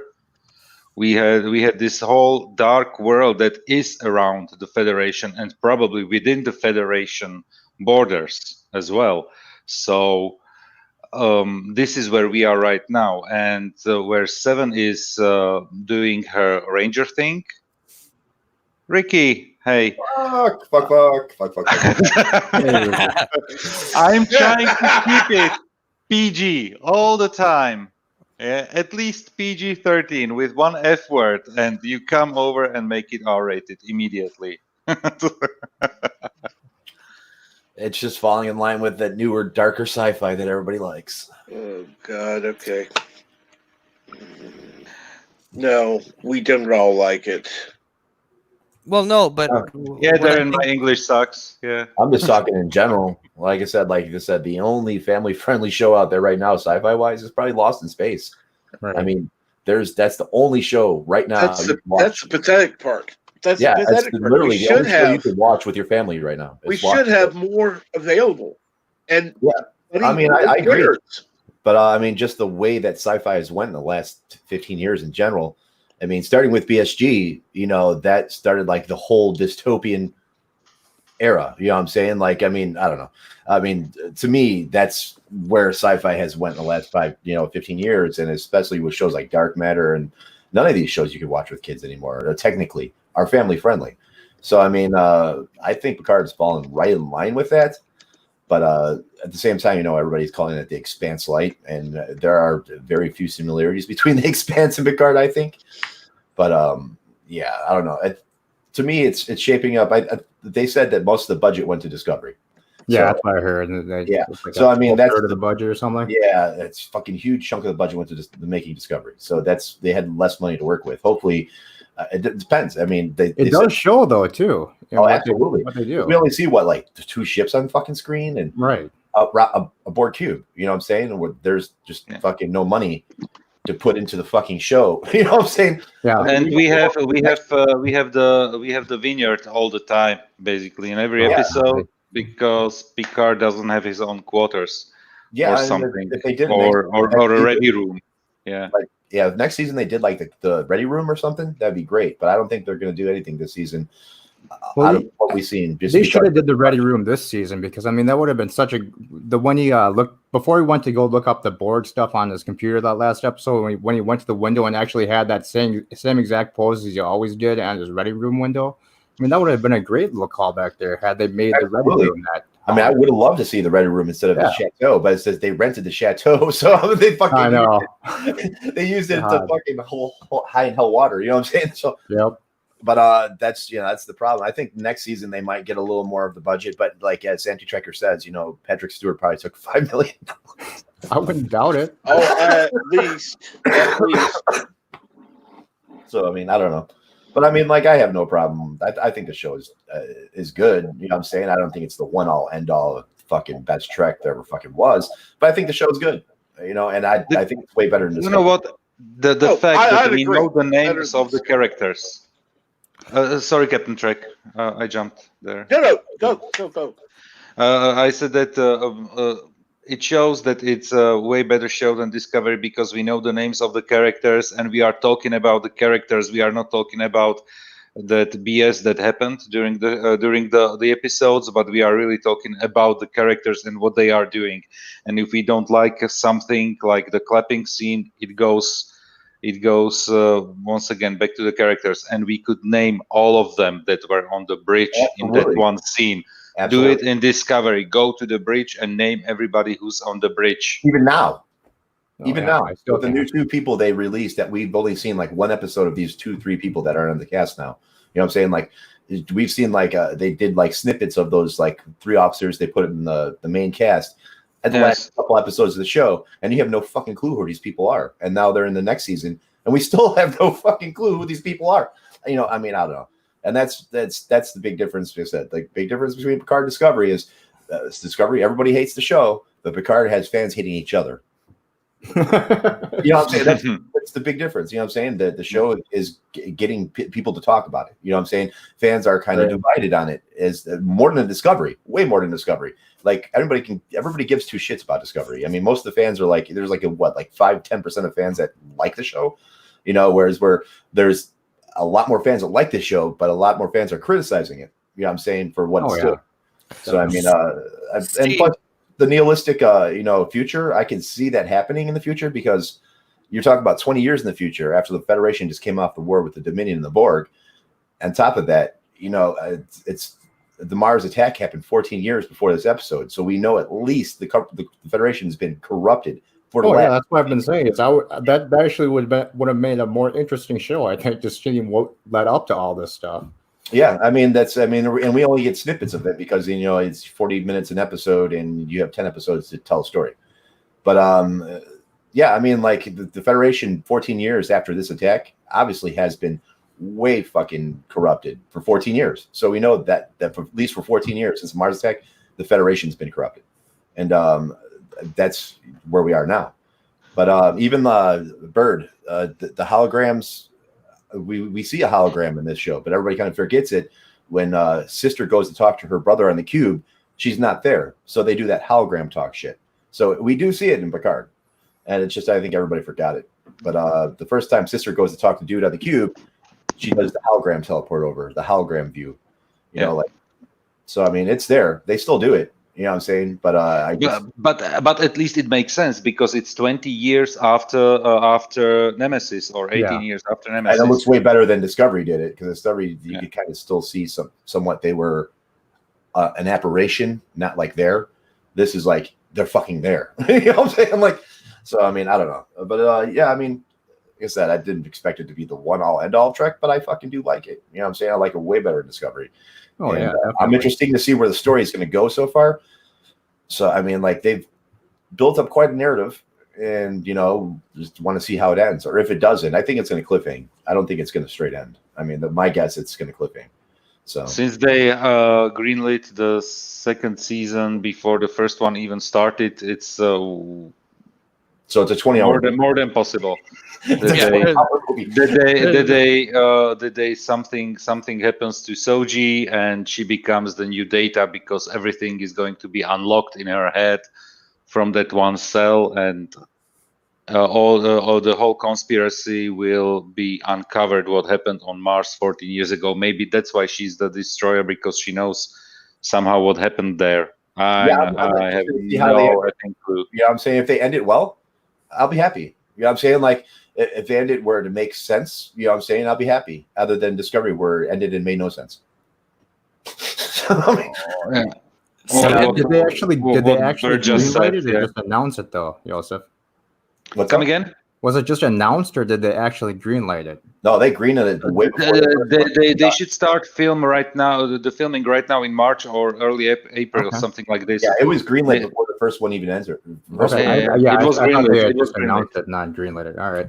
What See, and happened? Season 4 Discovery hasn't been greenlit yet, though. So, and the other thing we have to remember too, I mean, like, I always look at things because from all of the fandoms that I'm in, and one of them is wrestling, and the way I look at it is it's the same. They're you always got to remember that they don't put enough. They don't put a lot of stock into your diehards, your diehard fans. They don't, and they make no bones about it. Especially if you go into the wrestling world, they really don't give a flying F what we think. Right? Right? They do not care. And the people that they're going after are your casual fan, your person flipping through the channel, your person flipping through the streaming service, and they're going for the younger audience from 18 to 25. Those are the target. That's the target, not us. We're not it. Rambling, I will ask you one question. Sure. Because I'm not sure. I'm not sure if I totally agree with you what you just said. Maybe that's their attempt. But does your son watch Star Trek? No. What happens? How would he look at the show Picard if you showed it to him? Honestly, because would he get all the hints and all the member berries that we are being shown? You know? No, and that's the problem, that they are trying to do something. But that's what I'm getting at, Joseph. They don't care. They're going after that crowd. Whether they get them or not is never But relevant. they do it with the wrong show. That's the problem. They are doing it with the wrong show, because you can get new crowd with something like Discovery, because that's something totally new. But I'll tell you this much. My son will watch Picard long before he watches TNG. Probably. You know what I'm saying? Like, I'll say that hands down. My son would watch Picard long before he watched TNG. Yeah, because of the visuals. Because of the visuals, and that's my point. But that's what and I'm trying to say, that Picard should have come before Discovery. Absolutely. Well, yeah. Because then it's basically something like, okay, we have something for the old Trekkies. Yeah, but what I'm saying is they don't care. Yeah, they're trying to tick all the boxes they can, but it's like, and this is the problem with the Wes Moonves situation that we had before he was fired or let go from CBS, because Discovery is totally something for somebody from this generation of 15 to 25-year-olds. Yeah, Woman power. it's with all the liberal agenda where that speaks to those young people. It's totally new characters. It's something completely we don't get, we don't understand. It's made for the Twitter generation. Make the Empire great again. And Picard is something for us old dogs who know Star Trek for decades and grew up with the show. That's the thing. Well, that's what we'd like, but that's not going to be what's going to happen. They're going to target that 18 to 25, regardless. I don't know if Picard's actually targeted to that because but nostalgia in it. But I mean, Discovery was definitely 100% targeted to that because of the women power thing with Michael Burnham. Yeah. I mean, that's, you could definitely see it affecting that show. But I mean, Joseph's right. Picard should have came out first.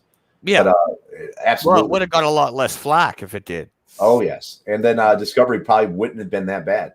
I mean, they probably would have took some pointers and maybe dumbed down the technology.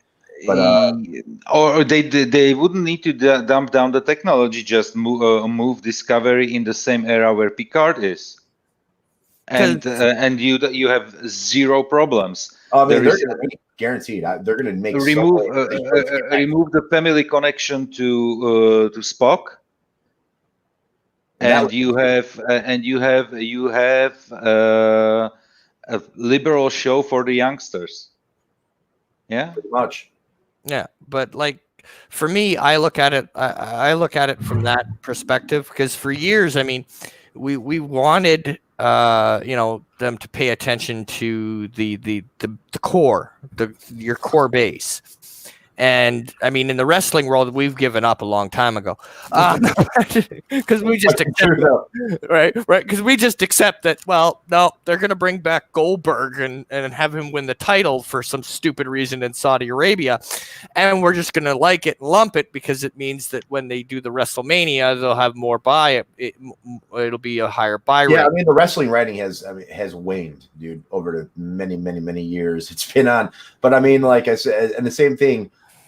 I love all these new wrestling federations popping up because at this point, McMahon has won the war. Yeah. McMahon has won, dude. I mean, but the only problem is he's now in this deal where it's like the McDonald's dollar menu. If McDonald's took their dollar menu away, people would be lost. Now, say if WWE took that family element away now because they're family based, I think he would lose a lot of fucking, money on it because now his show is catered to kids as it whereas we were fucking 12, 14, 15 when the Attitude Era was going on, and that shit was just fucking our shit. You know what I'm saying? And some of it was complete shit, but it was just like, oh my god, they're doing this amazing fucking thing. Yeah, and everybody jumped out with NWO. I mean, I fucking loved it. I loved every fucking minute of it. But at the same time, like McMahon is stuck right now with fucking. It's a child show now. You know what I'm saying? So what can he really do outside of like branching off into shit like NXT and all this other shit that is kind of like the upcoming shit where it's not based in just, child viewership, but it's a family situation now. It's not where we were kids and they could just get away with shit they got away with. You know what I'm saying? Like now it's like Attitude Era, like extra kiddie light. Yeah. Well, as long as they never bring back Katie Vick, I'm happy. So I mean, it's like, but it's like I said, they're like the fucking dollar money. If they took away their kid friendly viewership, I mean, man would probably lose fucking money. And that's why all these other, Chris Jericho and everybody else is fucking throwing up their own. Billy Corgan, all fucking people are throwing up their own fucking federations. You know what I'm saying? Their own wrestling federations to kind of capture that essence that McMahon can't anymore. So I mean. I don't know, but that's Picard. It's Star Trek's kind of changed in the same way a little bit. I mean, like I said, we do look at the nostalgic facts, but a lot of people also missed some of the nostalgic facts when they're calling this like a dark and evil show. Because I mean, the intent was directly there in old Star Trek. We might not have seen millions of people die in the Dominion War on screen, but the intent and the implication was there. We knew people died, and you actually felt sorry for them on fucking DS9. You know, like, oh shit, fucking Cisco's going over to the fucking thing to read the death. Fucking, you know what I mean? Like, you are involved. And like in Discovery, half the fucking Federation gets wiped out by Klingons, and you could care less. Yeah. You know, I mean, I don't know. You know, so I mean, but the intent was clearly there. You know, Cisco. Yeah, because it was poorly done. Because simply it was poorly done.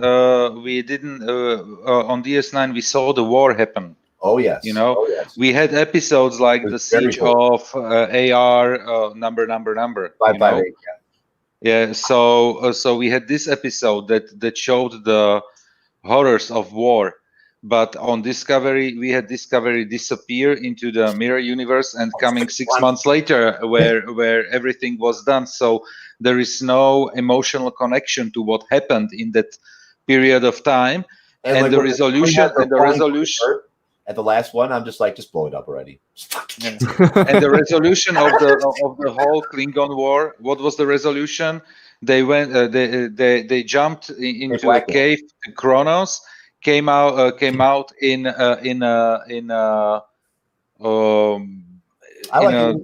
embassy, yeah.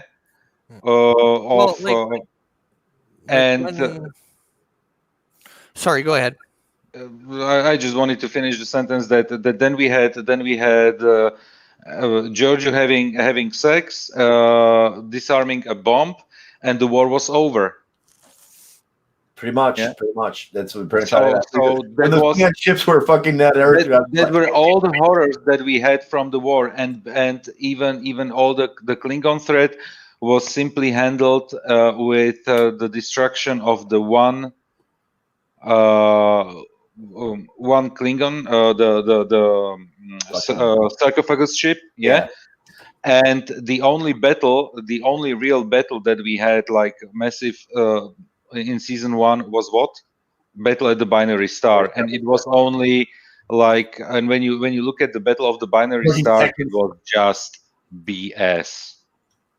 Yeah, it was 30 seconds. I was not. It was 30 seconds. The ships looked on the screen like few pixels put together, yeah. And then you had only like large CGI shots of the ships. When in like maybe 1 minute, if you cut it all together, all the scenes, yeah, and that was it. Yeah, pretty much. Like I said, like, I mean, the intent was there in earlier stretch. I mean, the Federation has done some fucking grievous things, you know, throughout his existence. You know what I'm saying? That we just kind of like wash out of our mind because it's like, oh, that's old Trek and it was family friendly. Yeah, you could watch the kid, you know, the fucking show with your kids, but at the same time, when they're taking into account that, you know, that millions of people are fucking dying, you know what I'm saying? Like, I don't know, it's just a whole different vibe to me, you know what I mean? But I mean, at the same time, like I said, like I just don't think fucking Picard is as much of an offender as the whole war could. They don't even need to do too much CGI or whatever. You need to make like harsh dialogue about the horrors of the war. Put some good music into it. Basically, how it was done on many occasions in DS9. We didn't have that many battles because CGI and model work was so expensive. Yeah, but even the things when they were. What was it when they were putting out the list of the missing and the dead? Yeah, they did that quite a couple times. They did that. Yes, or when they were what was it? What when they shit? What was it? The coils that they were putting on shelf. I don't know what it was like empty those empty barrels of something. Yeah, it was like the phaser power cells. The phaser power cells, exactly those. Yes, so those are like really strong moments that give you the cramps in your stomach that there is a war going on and there is something horrible happening. But we had, the only thing that even the Admiral cared after they came back from the mirror universe was that Lorca is not there and he's a bastard, that he cheated. Yeah, pretty much. Yeah, that was her, and that Conflict of interest a little bit. Federation is basically destroyed. Was one screenshot of one map, and basically 3 sentences, and that was it. Yeah, and Pretty much. yeah. Yeah, I said, I never expected Picard to be the one and all end all, but it is a lot better than Discovery. It is. It And is. people are, starting to nitpick this show every fucking little inch, and it's like, I mean, some of past Trek was pretty fucking dark, man. I mean, like the scene with Tuvix, or I'm saying, like, there's a lot of gruesome shit that happens throughout the Federation that we just kind of like, oh, well, Picard's too dark. Welcome, Bird of Prey. Bird of Prey. There's a Bird of difference Prey. between dark and gruesome. Yeah, Tuvix was dark; it wasn't gruesome. It was kind of gruesome. not I really. mean, she fucking murdered him in fucking cold blood. I mean, Well, yeah, but it was with a transporter, not ripping well, out his eyes. she might as well just took out this fucking knife and stabbed him. That would actually have been a better episode, I think. Scary. Give me the thing. Okay. Yo, no, but they did a lot of dark shit before, did. but it was always Yeah. implied, not shown on screen. Exactly, because I mean, but I was saying, if they had the CGI or the shit to show it, they probably would have. You know what I'm saying? Like, I think as well. I don't well. think they would ever have shown that eye scene on broadcast television Oh, definitely not. in the 1980s or 90s. It just wasn't going to happen.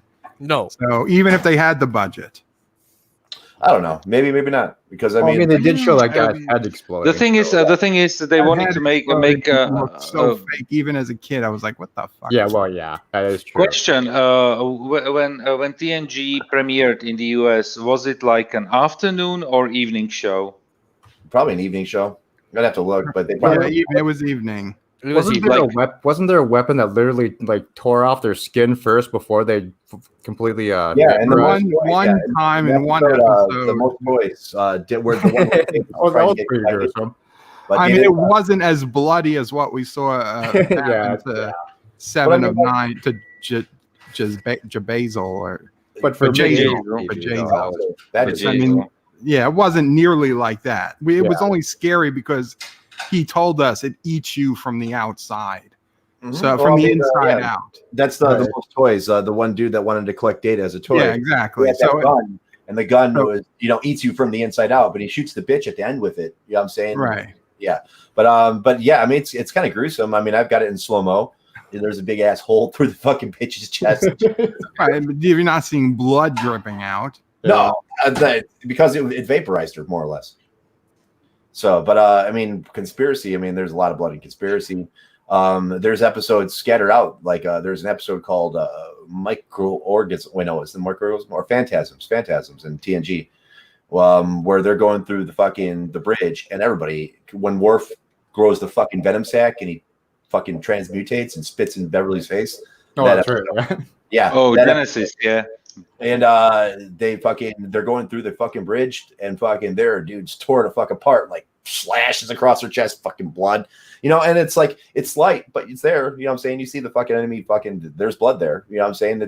But it's kind of like these people are already dead. They're not watching them getting eviscerated, you know what I'm saying? So, but I mean, all the dudes are fucking cut apart on the bridge when Picard and fucking, I think Geordi or whatever, are walking through the bridge, and dead people are just like, their fucking necks ripped out and shit. But I mean, it was done. You know what I'm saying? It was there. It's just we kind of blanked that out of our mind. Like, plus, I mean, if you haven't seen the episode in a while, you wouldn't fucking recognize. You know what I'm saying? So I mean, but there's a lot of Star Trek out there that is very fucking dark, man. You know what I'm saying? Like, and then the intent is there. It's just they couldn't fucking show it, but they implied that this fucking happened or that happened. Right. And There was one thing that grossed me out, and it wasn't conspiracy. It was on actually on Voyager, in one of the episodes with the VDNs, when they had B'Elanna Torres, when they took her and they split her into Klingon and human. yeah, If you remember the episode, Mhm. and there was this one VDN that killed basically one of the members of the crew, and took his face and put his face over his. And that was like, I almost puked. Yeah, the Vidians are probably some of the best villains I think Star Trek has ever come up with, and they're fucking scary. I mean, those are like I mean, there's very few races in fucking Star Trek that are like, super fucking scary. And the Vidians are one of them. Just have a gun that can rip your lungs out your body. You know what I'm saying? Like, Yeah. teleport your lungs out your body and you die right there on the fucking spot, dude. I mean, that's fucking brutal. You know what I'm saying? Like, I mean, Oh yeah, they should have definitely been on more. But they kind of cured them at the end. The fucking thinker people cured them, but of the phage or whatever. But I mean, the Vidians at that time were fucking one of the most vicious enemies I thought Star Trek ever came up with. I mean, their medical technology is far superior to the Federation's, and that just alone makes it scary. You know what I'm saying? Like, it's like we got to give this dude hollow lungs now. And I think that episode was cool when they gave him the hollow lungs. Ricky, really 5 sentences without F. After they got cured by the think tank, they probably got assimilated by the boards. Yeah, the think tank guys cured the phage. So I mean, but yeah, I mean, you got it, Joseph. Joseph's got my fuck counter. He's kind of fuck what I say. Like when he drops, You did like 19 in 1 minute. Yeah. Well, first of all, let me welcome Wesley Crusher. Right now, we're on Star Trek and Picard, and kind of rambling around in it. Wesley, do you want to come in? But I would also say, like, I mean, if you look right across the board, the gore in that is getting more and more. Doesn't matter which genre you look at. I mean, horror films have basically been reduced to slashers. Yeah, The Expanse. I mean, The Expanse is 10 times as bloody as Picard or any Star Trek has ever been. And the thing is, like, you don't dystopian. Everybody's like, oh, it's dystopian. Dystopian doesn't necessarily mean there can be good morals and meanings behind it or an underlying message. The Expanse does this really fucking well, where it's like, it's dark. Yeah, it's fucking gritty. The world's gritty, but there's a lot of good humanistic, stories and a lot of good introspection into humanity throughout the whole fucking series, even in the books. And it carries this light vibe underneath it, the dark world. So, I mean, but it does it perfectly, I think, as where it's like, people are just like, oh, it's dystopian, everything's going to be fucked up, and there's going to be nothing good in it because it's going to be all fucking fucked up. And no, I mean, some dystopian sci-fi out there actually does have good morals and messages in it. And The Expanse is actually one of them. I mean, it's literally, I mean, if you read all the books, I mean, there is a lot of parts in it where it's like, it really does fucking make you think the way that Trek used to make you think, where it's like, is that because, I mean, Trek used to do episodes where it leaves you in the morally gray, where you kind of had to decide for yourself whether this was a good idea or a bad idea. And not so much anymore, but a lot of older Trek left you with that thought in your head. Well, fuck, man. I mean, they did it this one way, but they could have done it this other way. And, but we don't get that anymore in sci-fi, basically. So, I mean, but there was a lot of introspection, in The Expanse. And that's what I loved about reading the books, because it's like, there's a lot of humanistic qualities and a lot of introspection into humanity. And it's just like, people are just like, oh, it's dystopian. So they just I think a lot of people were just also disappointed that it was, just another dystopian sci-fi show, because everything out there is dystopian now. That I think dystopian is drama. You know what I'm saying? So I mean, like, now it's, we know that Picard and Michael Burnham are there to rebuild this fucked up Federation. Okay. So I mean, that's pretty much what I said. Like, it all comes into like a drama 2.0. The first season of the Orville for me was almost every episode was like a moral question left in my head, and I didn't know the right answer. Absolutely. And then the Orville does that great, because like I said, they got Trek writers. I mean, any show that's got Trek writers, I mean, the Orville is very much beginning, middle, end stories. Like, we don't get anymore. And yeah, because even the episode, what was it called? About a Girl? I think it was starting with About a Girl, which was the third episode. Something like second or third episode. Yeah, exactly. Second episode was they were in the zoo, the Caliban Zoo. Okay. Yeah, third episode I think was About a Girl. So From it was like every episode left me like, holy shit. Yeah, it was like a punch in the guts, because you didn't expect that they would go with the surgery at the end. You know, You know, it was like it what left was, you thinking. You know, and then and it left you thinking: was it right to do or not? Am I going to basically fix a damage like you would do on children today when they are born with some anomaly? And it's fixable with a surgery. You would do it. Is it the same case, or is it basically a robbing the child of her sexuality, not sexuality, but nature. Nature, yeah, I guess that's the best word to use. That's best, probably the best word to use. And now you are stuck really with two thoughts in your head and think what is the correct approach to this one. Yeah, I mean, good sci-fi did that. Star Trek used to do that, and that's the Orville. Like I said, is as close as the old Star Trek you're going to get 100%. I mean, writing wise, the way the episodes are built, the way everything plays out, the Orville pretty much is the old Star Trek. You know, and it's like you can't fucking even compare it to shit like Discovery, because I mean, if you're talking about Star Trek, the Orville is superior. You know what I'm saying? Like, I mean, the Orville's superior. The Orville's even superior to Picard. You know what I'm saying? Like, I think in a way. And as far as like keeping to old Trek and absolutely better than Picard. I mean, as far as like keeping to the method that old Trek used, the Orville smashes Picard and Discovery, because I mean, it is, like I said, it is as close as the old Trek as you're going to get, and they do a great job, and it's because they have Brandon Braga. Brandon Braga knew how to write Star Trek episodes. He's written 30 fucking Star Trek episodes. He knows how they play out. Yeah, and that also goes against the argument from people saying that if it was more like old Trek, nobody would watch it. That just isn't true, because you have Orville right there showing us that people would still watch if Orville basically showed everybody and told everybody that, hey, we can still have this 90s like setting. Yeah, you know what I'm saying? We can have this updated 90s like setting and still make a successful show. You know what I'm saying? Not jack everything. I guess the question is Orville successful? Absolutely. I mean, it seemingly didn't make enough money to stay on Fox. No, Fox. He didn't want to be on Fox. I mean, that was all Seth.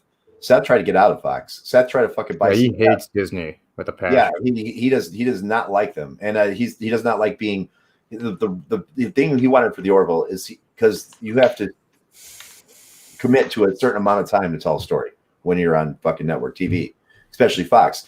He wanted some episodes to run an hour 10 minutes. He wanted episodes to run along the norm. He wanted to tell a story he wanted to tell. So he took it to Hulu, where he doesn't have to deal with those time restrictions on episodes. So, I mean, that was his big thing, was the time that he got an episode to tell a story, because you get your 42 minutes to shoot your shot and that's it, you know. And he was just sick of that. He's like, there are stories that I want to tell that will take longer than 42 minutes, you know, on a network television. So, I mean, that was a big decision of him moving to Hulu. And Hulu also lets him do stuff that he won't be able to do on Fox or, you know, Disney or whatever, that, you know, would be not kosher with their guidelines or whatnot. But I think that moving to Hulu was a great idea, because like I said, they have a lot more freedom with creativity and a lot more time to do the stuff that they want to do. And that, I don't think it had anything to do with fucking money or how much money it made or whatever. Because I mean, God knows how much money fucking Seth has made Fox over the years. You know, I mean, with Family Guy, he's probably the top fucking earner. You know what I'm saying? If not the top earner, you know. So I mean, Simpsons, you know, you might argue the Simpsons, but I mean, right now, Family Guy is as fucking popular as the Simpsons or even South Park. You know what I'm saying? I mean, everybody knows who the fucking Family Guy is, and there's what, 20 seasons now or some shit. So, you know, but yeah, I mean, Seth. I think Seth just wanted to break away because he just didn't want to be held to that fucking network shit. I think they greenlit Orville because of Family Guy. Yeah, absolutely, 100%. That's, I mean, I can guarantee that. Just because he was so fucking successful in Family Guy, Fox is not going to tell him no. And he probably, you know, they got credits and shit for making the show. So I mean, it wasn't as expensive as, you know, it was going to. They planned it out, but like I said, they do really well because they use a combination of CGI and models. and they use. I mean, like I said, it's as close as old Trek as you're ever going to get. You know what I'm saying? And it's just the writing's there. The writing's there in the Orville. It's 100% there. All the stories are great. All the characters are great. You are invested in everybody on that fucking show, and they do a great job presenting it. You know, I mean, you know what? Immediately when Orville starts and you go to the opening credits, yeah, you get immediately the Trek feeling with the music, with the large orchestra and everything, because fanfare. They went you fanfare. you have on Discovery and on Picard, you have the opening music. Yeah, it is played by an orchestra, but it's so down to earth, so small. So small. The composition is so small compared to the Voyager theme, for example. Yeah. And basically Orville did the same. They took over the narrative and they went fanfare with their opening. And you want a fanfare, you want brass instruments, you want you want to feel the 100-piece orchestra there somewhere. Yeah, you want to feel the score. You know what I'm saying? The whole score. And like I said, the Orville is 100% does it, man. I mean, like I said, all their episodes have usually a beginning, middle, and end, unless it's a two-parter. There's usually a moral dilemma, and there's usually some kind of conflict they resolve. And they do it in the way that 90s Trek did it. You know what I'm saying? I mean, like 100%, you know, and with its own twinge of sci-fi. And they do have added some cool fucking shit to sci-fi. I mean, like the 3-dimensional or the 2-dimensional space that they had to fly in, and you know what I'm saying, like all sorts of weird whacked out shit. And you know what? That's what Brandon Braga was best at. Brandon Braga wrote all the fucking episodes and fucking Threshold. God, Jesus Christ. But you know, he wrote all the fucking whacked out episodes. That was Brandon Braga's shtick in Star Trek. If it had to do with fucking whacked out time travel or whacked out creatures or Janeway fucking Paris as a lizard and having babies, that was Brandon Braga. So, I mean, like, but I mean, like, you can see where the weirdness kind of comes off in the Orville too, where some episodes are just fucking way the fuck out there. You know what I'm saying? But I mean, Brandon Braga knows how to write a fucking Trek episode. You know what I'm saying? So I mean, it's like it's a simple formula. You know, all these guys still do it. All these guys still know how to do it. It's just, you know, TV has changed to the point where that formula is just tried and old, and they just fucking threw it out the fucking door. And I don't think they should have done that. But I mean, that's mostly on Alex Kurtzman. That's where, you know, Seth had a fucking great vision of what he wanted and what he wanted Star Trek to be. And if there's any, like you said, like if there's any spiritual successor to Star Trek as we know it, it's the Orville. 100%. You know what I'm saying? Well, I mean, Orville, I can't speak to because I never watched it. So I never. Nope, not a single episode. Really? Why? You are missing out. You are really missing out on something really good. Yeah, because I said they have a Trek writer. You know, I mean, if you got Trek writers, yeah, okay. I just. Why don't you want to watch? I could get around to it, but I haven't. Yeah, I've watched both seasons 3 times already. I've been watching the Orville before Picard. Yeah, absolutely. I would watch the Orville 100% before Picard. Yeah. Well, okay. Well, I. Sorry. Well, no, that's fine, and I'm not gonna. Well, it's cool that you have 2 seasons. Like to say, well, you don't watch the Orville, so what the hell are you watching Picard for? Is kind of rude, but okay. No, it's not rude. Like, I'm not trying to be rude. Like, I'm just saying. Bloody hell! I don't want to. I don't know. I just. I watched a little bit of it. Like, do you not like Seth? Put in your nerd card, Rambling Canuck. No, that's what I'm trying to figure out. Well, no, I just never got into the. I don't know. I guess to me it seemed a little bit more Space Quest to me. Not. You know what? It's like I can. And I loathe that movie. Galaxy. Galaxy Quest to me. I think right. I mean, rambling. Let me tell you one thing. The first episode is a little bit slapsticky. Yeah, a little bit on the humor side. Basic, very basic humor in a few scenes. Probably more in the first 10 minutes. But I can tell you that most of the episodes are not that funny.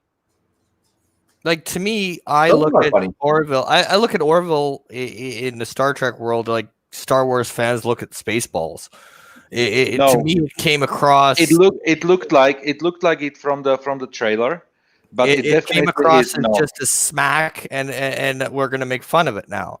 Well, And I just they pay respect to it. yeah, they pay respect to it, and they actually do a good job at creating new content as well. And my guess. If anything, it's a love letter. I don't think it's exactly copying. You know what I'm saying? But I mean, like they do stuff that Trek couldn't do right. Like He tried to do Star Trek, but Yeah, Rambling. It's basically a Star Trek show that just didn't have the because license. just the idea that Seth MacFarlane wrote it as a pitch for a Star Trek show, and they didn't allow him to do it. CBS rejected the project, and basically what he did, he created his own Star Trek with what's the Benders saying with instead of with hookers and blackjack, blackjack and hookers. Yeah. I mean, it didn't appeal to me, so I didn't watch it. Period. Yeah, I mean, I just like the fact that it's like Star Trek, but involved in some ways. It's like stuff that by the time you get to the third episode, and it's really not like we would force you to watch it. It's just like you have here 5 other guys on the panel and few other people in the chat.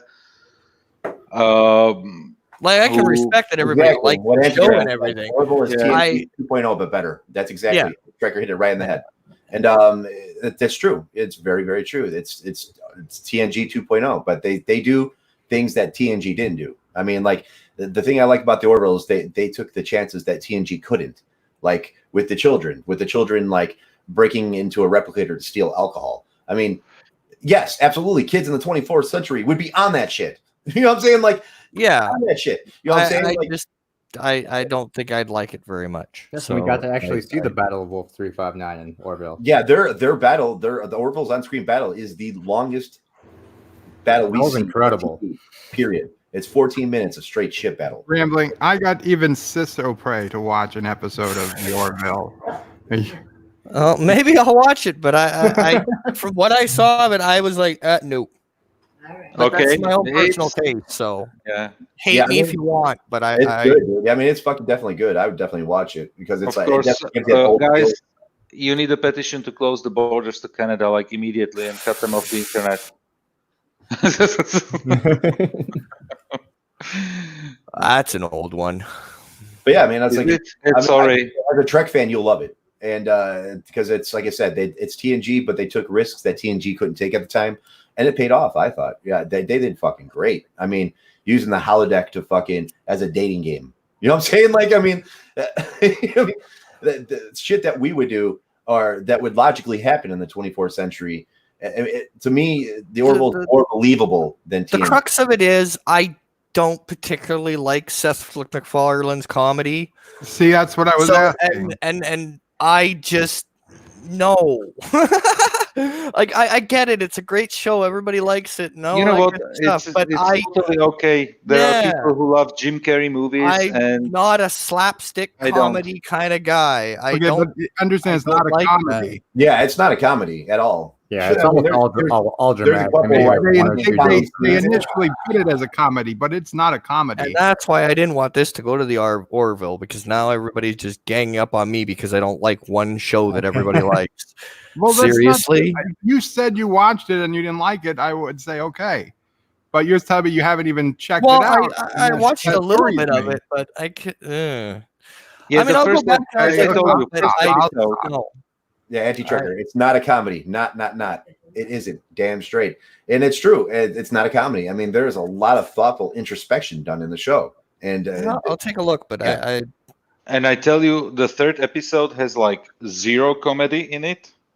Pile on Rambling Canuck. Basically. It's funny. Everybody else can badmouth every other show, and I just go, I don't particularly like one, and because it's the popular one, I get slammed. Because you're in the wrong. It for you, Rambling. I feel like you're missing out on something, and it's like almost like almost. I didn't like Family Guy. I didn't like. I didn't like any of that. But Rambling, you came to the wrong neighborhood. You stream and shit. Yeah, it's technically my stream, so you know what? You came to the wrong neighborhood. He's not like, You me. want to talk about the Orville? He's like, I'll hate the Orville all by myself. Yeah.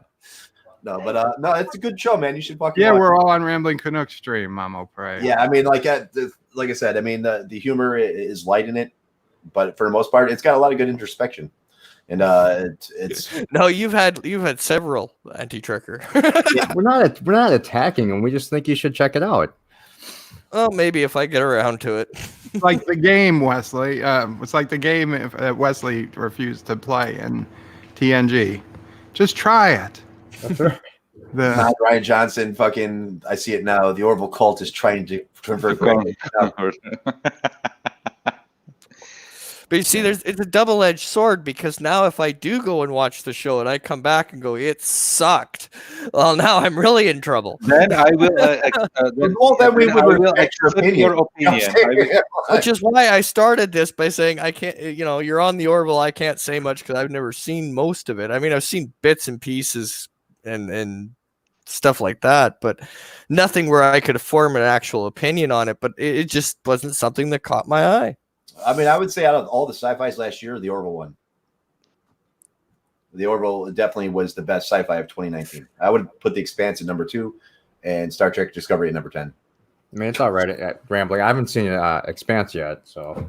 But Expanse is good too, but that is dark and brutal. I mean, that is nothing And like Expanse takes at least the whole season to understand. I mean, I would suggest reading the book. Honestly, Read the book before you go to the series. I started with The Expanse, and I cannot say that I particularly like it.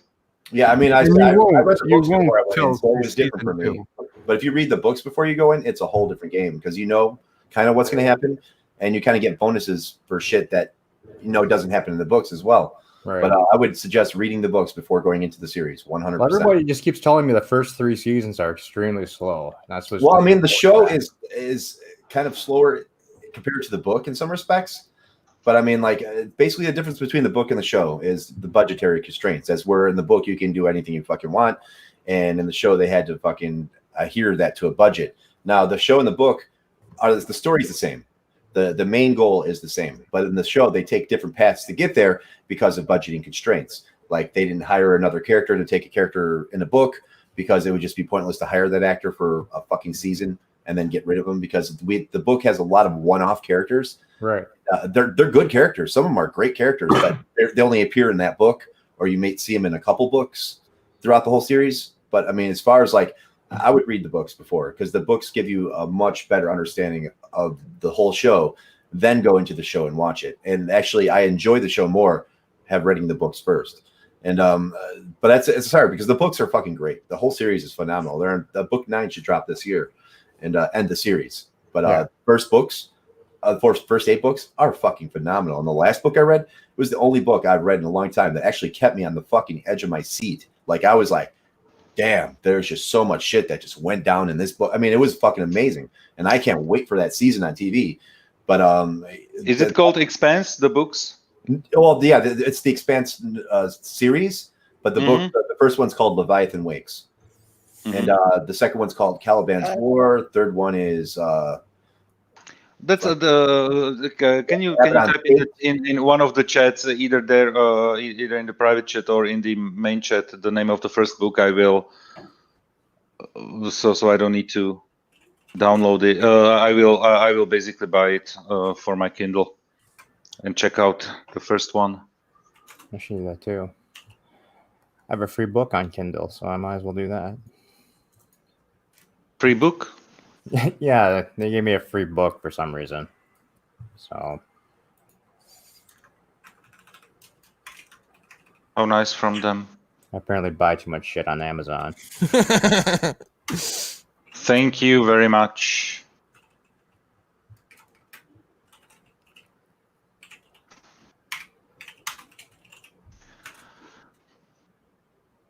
The first, okay, you're putting all of them there. that's the first 3.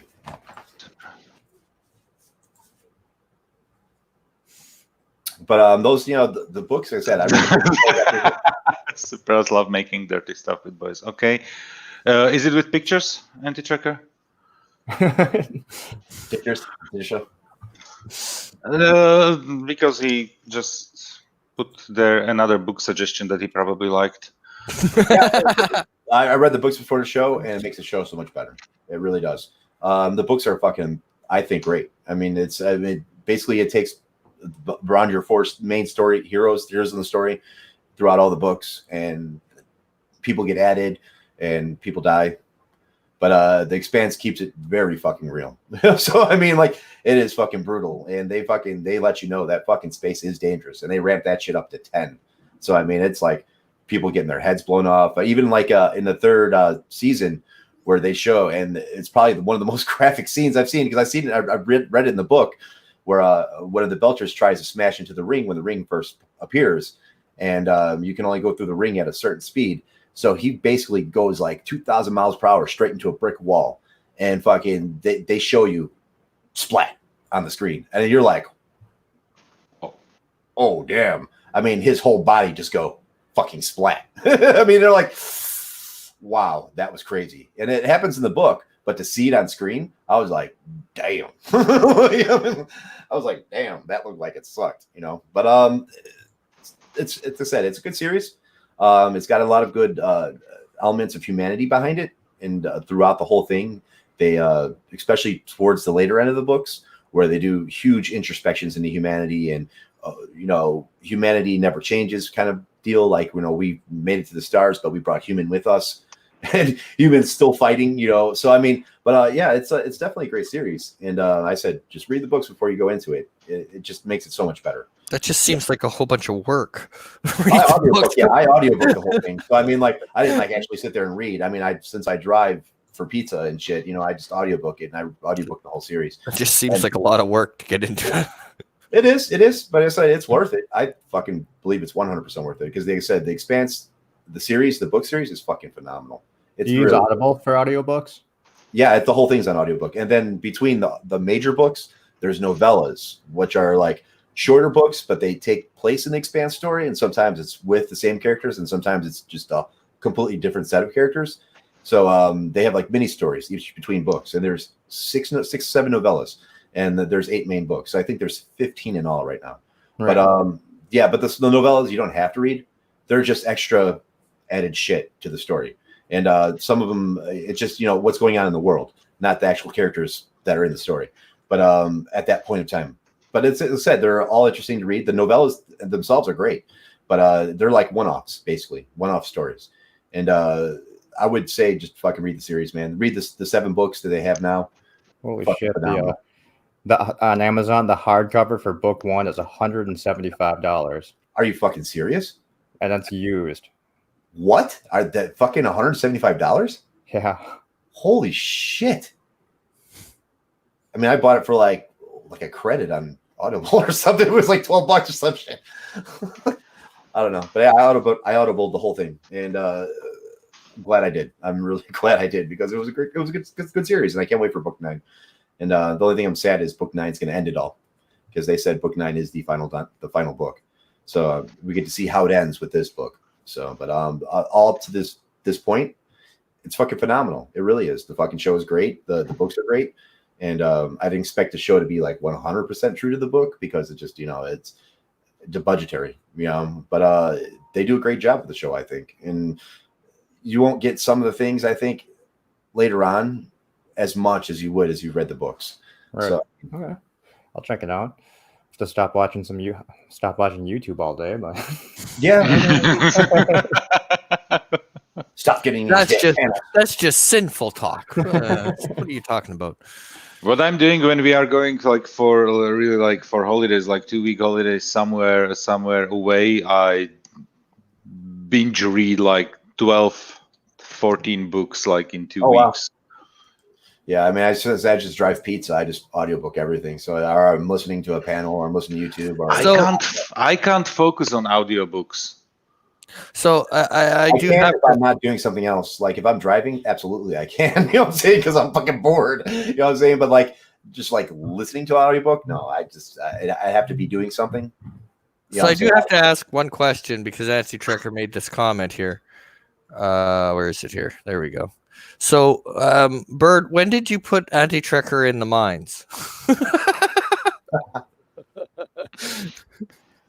When Kroga finally built Mine. the ship What to you build talking it, make it about? understandable. Okay, the books are like $10. Yeah. Okay, well, Anti-Trekker made this comment that he works in the slave pits. So when did you put him in the mines? Oh, he must be in the Turdistani mine. I don't know.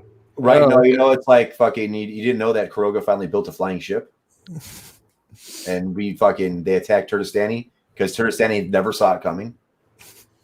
Yeah, they didn't even know to look up. They didn't know what flying was. Dude, they had no clue. So I mean, like fucking the Krogans went in there, swooped him, and fucking put him in the mines.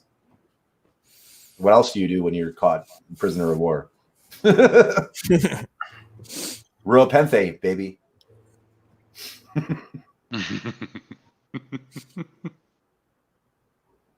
Yeah, it was a sad day. The Turnistani Republic never seen it coming.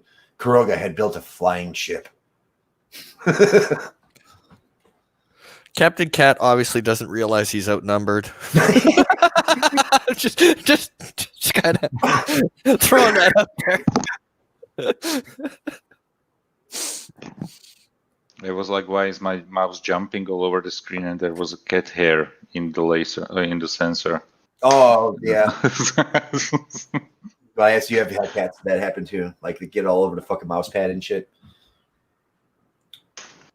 Yeah. Okay, guys, I need to drop off. It's like 10:30 here. So I'm there. Oh, well, it's 10:30. Then DJ and Ricky should be going on. like for the next 8 to 12 hours, yes. Something like this. No, and there's like I need to give the dog his medicine, and it will be a fight again. All right. Well, you take care, Yosef. And yeah. So thank you very much for we'll see you in here again. For being here. Yeah, and have a great day. Bye, guys. Bye, chat. I'm staying in the chat, but I will just listen to it. Okay. Bye. No Captain Cat knows you're all lying since Ricky Star requires us to believe that there are Kurogan who can fly without crashing.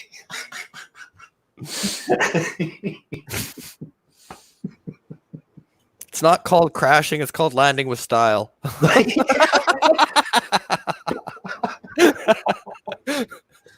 Oh.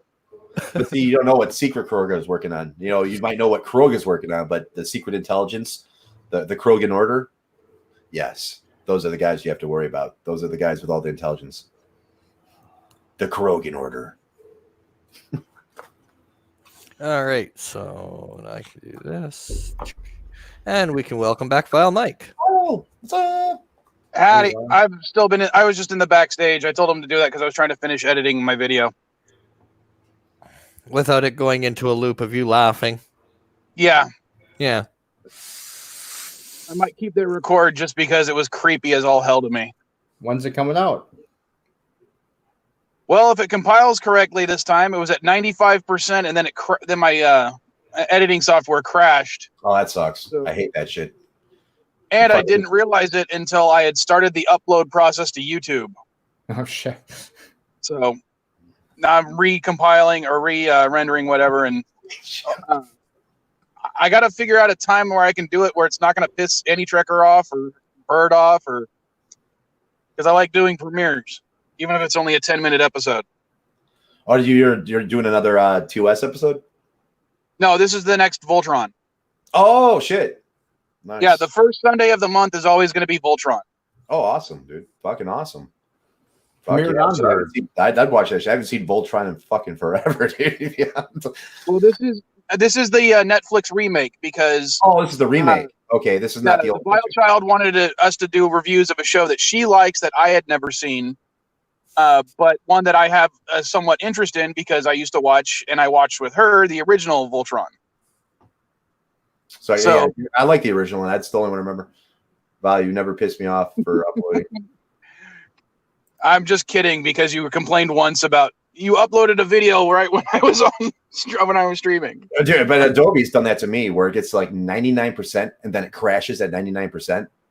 That shit pisses me off. Where it's like, oh my god, are you fucking serious? Like 1% to go and fuck you're gonna crash on me. You know what I'm saying? Like that shit does suck, man. I just don't like the fact that it actually still creates the video for me. Yeah, but it's like an incompatible file or some shit. No, it worked and played perfectly, except for it ended right before a certain joke at the very end of the episode. And I'm like, wait, where's that joke? And then I checked the log and it said, oh, yeah, it crashed at 95%. What software are you running? Fucking wild, dude.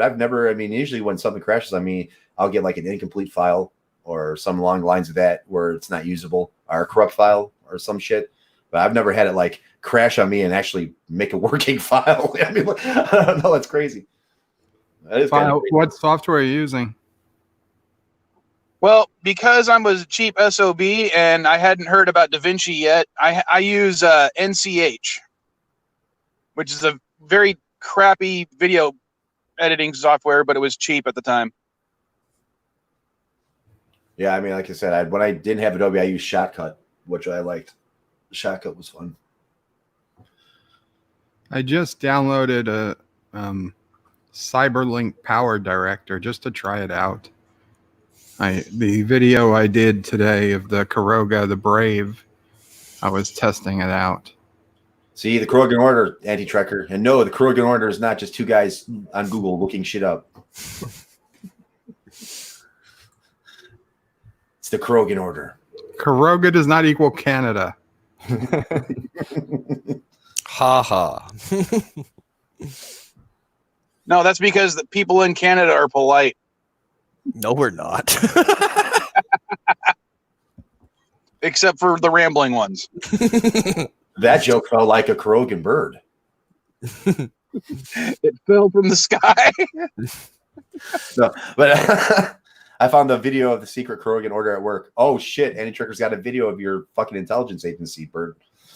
Highly doubtful. You probably just put bird masks on turtles. It's Harvey Birdman. It's attorney at law. See, and you could say that Kuroga uses Google, but Turtistan uses smoke signals. Oh, damn.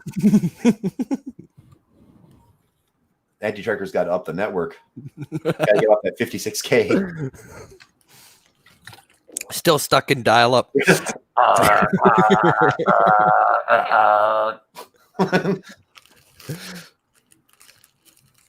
Ramble. He wants a link. He wants a wrench. He wants to show you the Kurogan intelligence agency. It's a trap. Well, I don't know. See, I don't have a wrench on his channel, so I don't know if I should wrench. It comes full circle. Out of way. My how the tables have turned. There you go, Anti-Trekker. That'll be nice. I don't know why, but I will. It comes full circle. Did you ever ask for one? Yeah, it's like, no. I don't want the responsibility of a wrench nor the shit that goes behind it. I can care less. I don't. Well, I'm surprised Sci-Fi got into Trek Yards as a mod. And like those guys, they actually have a fucking team. You know what I'm saying? That does like the. Oh, Trek Yards has to. Yeah, they have a literal team that does it. So it's like Sci-Fi's got. He's like, Sci-Fi, don't use the fucking wrench. I gave it to you. I was in there. Yeah, that was hilarious. Just don't use your power yet. Don't use the band. Don't use the band. We have things in place. Don't use it. Sleep. I was like, we'll give you the link. Just chill out, man. Yeah. That was hilarious. Bird's got a small army of wrenches too, though. Oh yeah. I think he just gives them out to everybody he likes. The Kurogan wrench army, or doesn't hate enough. Well, see, we all earned it. That one stream where you did the live reaction to Game of Thrones. Yeah, I never know if there's another 2,200 people in the live stream. I didn't see the link, Anti-Trekker. I don't know if you threw it in there. No, Anti-Trekker, there's no link. Yeah, I don't see it. You have to paste it in and then hit enter. See, smoke signals. Dial up. Yeah, absolutely. I'm not special enough to have a mod team behind me or a video editor and our animator, all this other shit that fucking people have. I don't know. It's like I need to fucking hire a team or something like of special fucking forces to moderate YouTube channels and see Bird. He makes fun of you and says that Kurogans can't do anything. He can't even put a link in the chat. He probably accidentally put it into a client. There you go, Anti-Tracker. You got it. Yeah, you probably accidentally texted it to Lore or something. Company-wide email.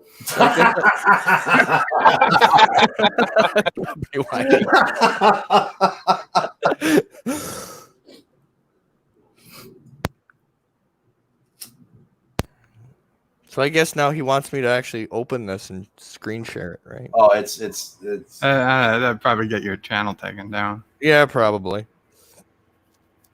It's a South Park gif. Oh, okay. That was an awesome episode. The World of Warcraft episode. Oh my god. Yeah, Darth Revan, I know you have a mod. I know you mod the Discord channel.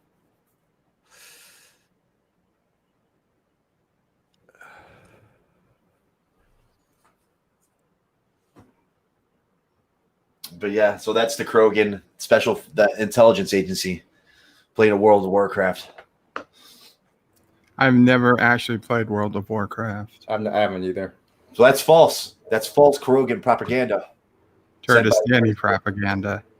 Sent by the Turtistani people to confuse the Krogans.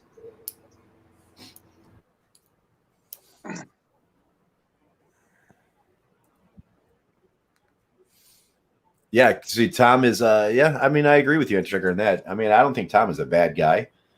I don't agree with a lot of what he says. So were you in the chat with Track Yards the other day when Midnight's Editor was? Oh yeah, and where he came on, he's like, fuck. "Oh, dude," he came on and he was just like, "Oh, we tried to contact you," and fucking fully called him right the fuck out in the stream. Like, no, you didn't. He's like, That was so awkward though. "Oh, dude," you know, and it's just like he fucking went, "Well, we don't make biased stuff." What did he say? Something like, "We don't make biased decisions against certain things," or something really fucking stupid.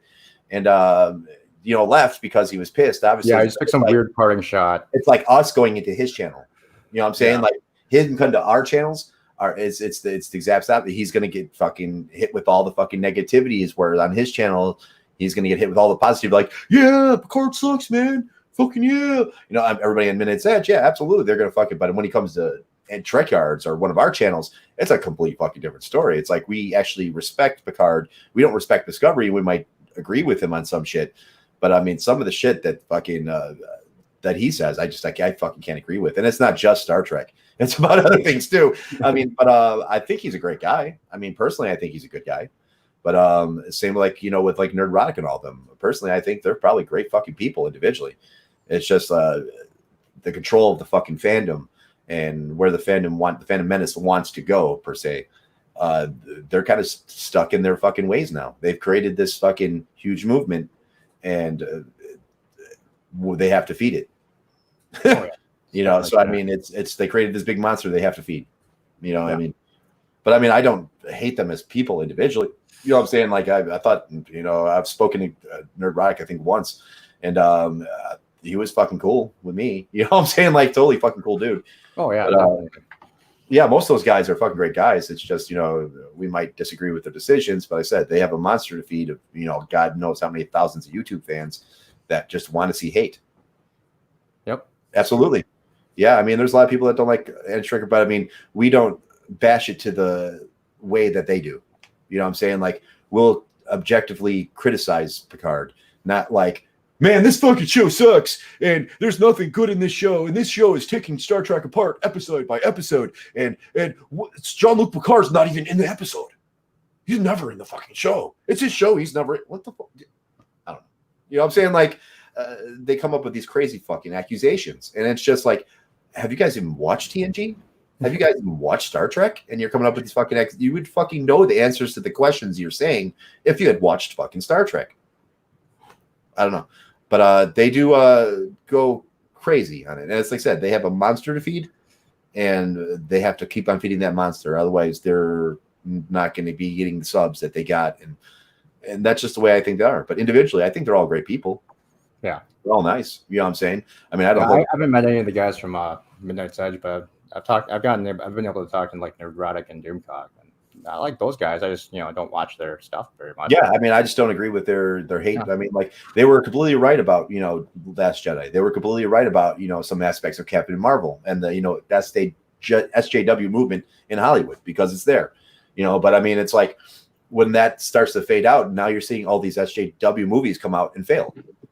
So I mean, like the topic's going to fall off because Hollywood is changing the way they want it. But as I said, the biggest question I pose to the Phantom Menace is, what do you get what happens when you actually you get what you want? What happens? You know what I'm saying? Like, are you going to rile and hate on that thing too? Because that's, what are you going to do when fucking sci-fi comes down and hands you the fucking, like, this is the way you wanted it, Phantom Menace. I mean, what the fuck is going to happen at that point? I mean, they were a culture very much based on hate and, I mean, like hating something. So, I mean, that's how this whole thing was started. And I don't think any group that's based on like hate or, just straight hate, I don't know. It's just, that's for someone else, man. I don't want to fucking be a part of that. You know what I'm saying? Like, I don't know. It gets clicks, but I mean, I just don't want to be part of the fucking hate train. I mean? Oh, yeah, I hear you. But yeah, it's a different situation with those guys now, just because they got so many fucking subscribers, But they can't look at things as objectively anymore. It's like you gotta feed the monster, you gotta feed the hate. But that's the only thing I just don't agree with the Phantom Menace. It's like they've now grown long enough to watch themselves become the villain. Right. I mean, it's kind of like that anti-trucker guy. Now that he's interviewing each of them, you're gonna have to be a shill. What was it? Jeremy's video last night I was watching. It was on some weird fucking topic, but it's probably Star Wars or some shit. But he's like, this is what happens. We don't promote oppression and all this shit. Well, you know what? The reason why the Phantom Menace was created was because of the very reasons you say you're not promoting oppression and all this other shit. I mean, that's why the Phantom Menace was created, because people were pissed off at Star Wars, and fucking it grew from there. And that's what happened. I don't know. And just watching these people, because it was like Jeremy 2 years ago, not even, I mean, I know him. He's in Pensacola. He's right down the fucking block from me. And his channel 2 years ago had like 10,000 subscribers. Now he's sitting at what, 200K? You know what I'm saying? Because of the shieldom of the SJWs, basically. I mean, I don't know. It just fucking blows my mind. It's just like, because they don't even look at Picard objectively or even bring any good things to it. Like, hey, this is good in the show. Hey, this is good in the show. It's all fucking hate. If you can't pick out one fucking good thing, or fucking, then why watch it? Why review it? Because you want to review it because you want to fucking sit there and rail on the show so you get fucking YouTube likes, not because the show is objectively bad. I don't know. Yeah, I've had to stop watching a few channels now because I can't handle it. Yeah, I mean, there's no good. I mean, like, they point out every bad thing, but not one fucking good thing. Not like, hey, they did this right, or hey, this is cool. You know what I'm saying? Like not once.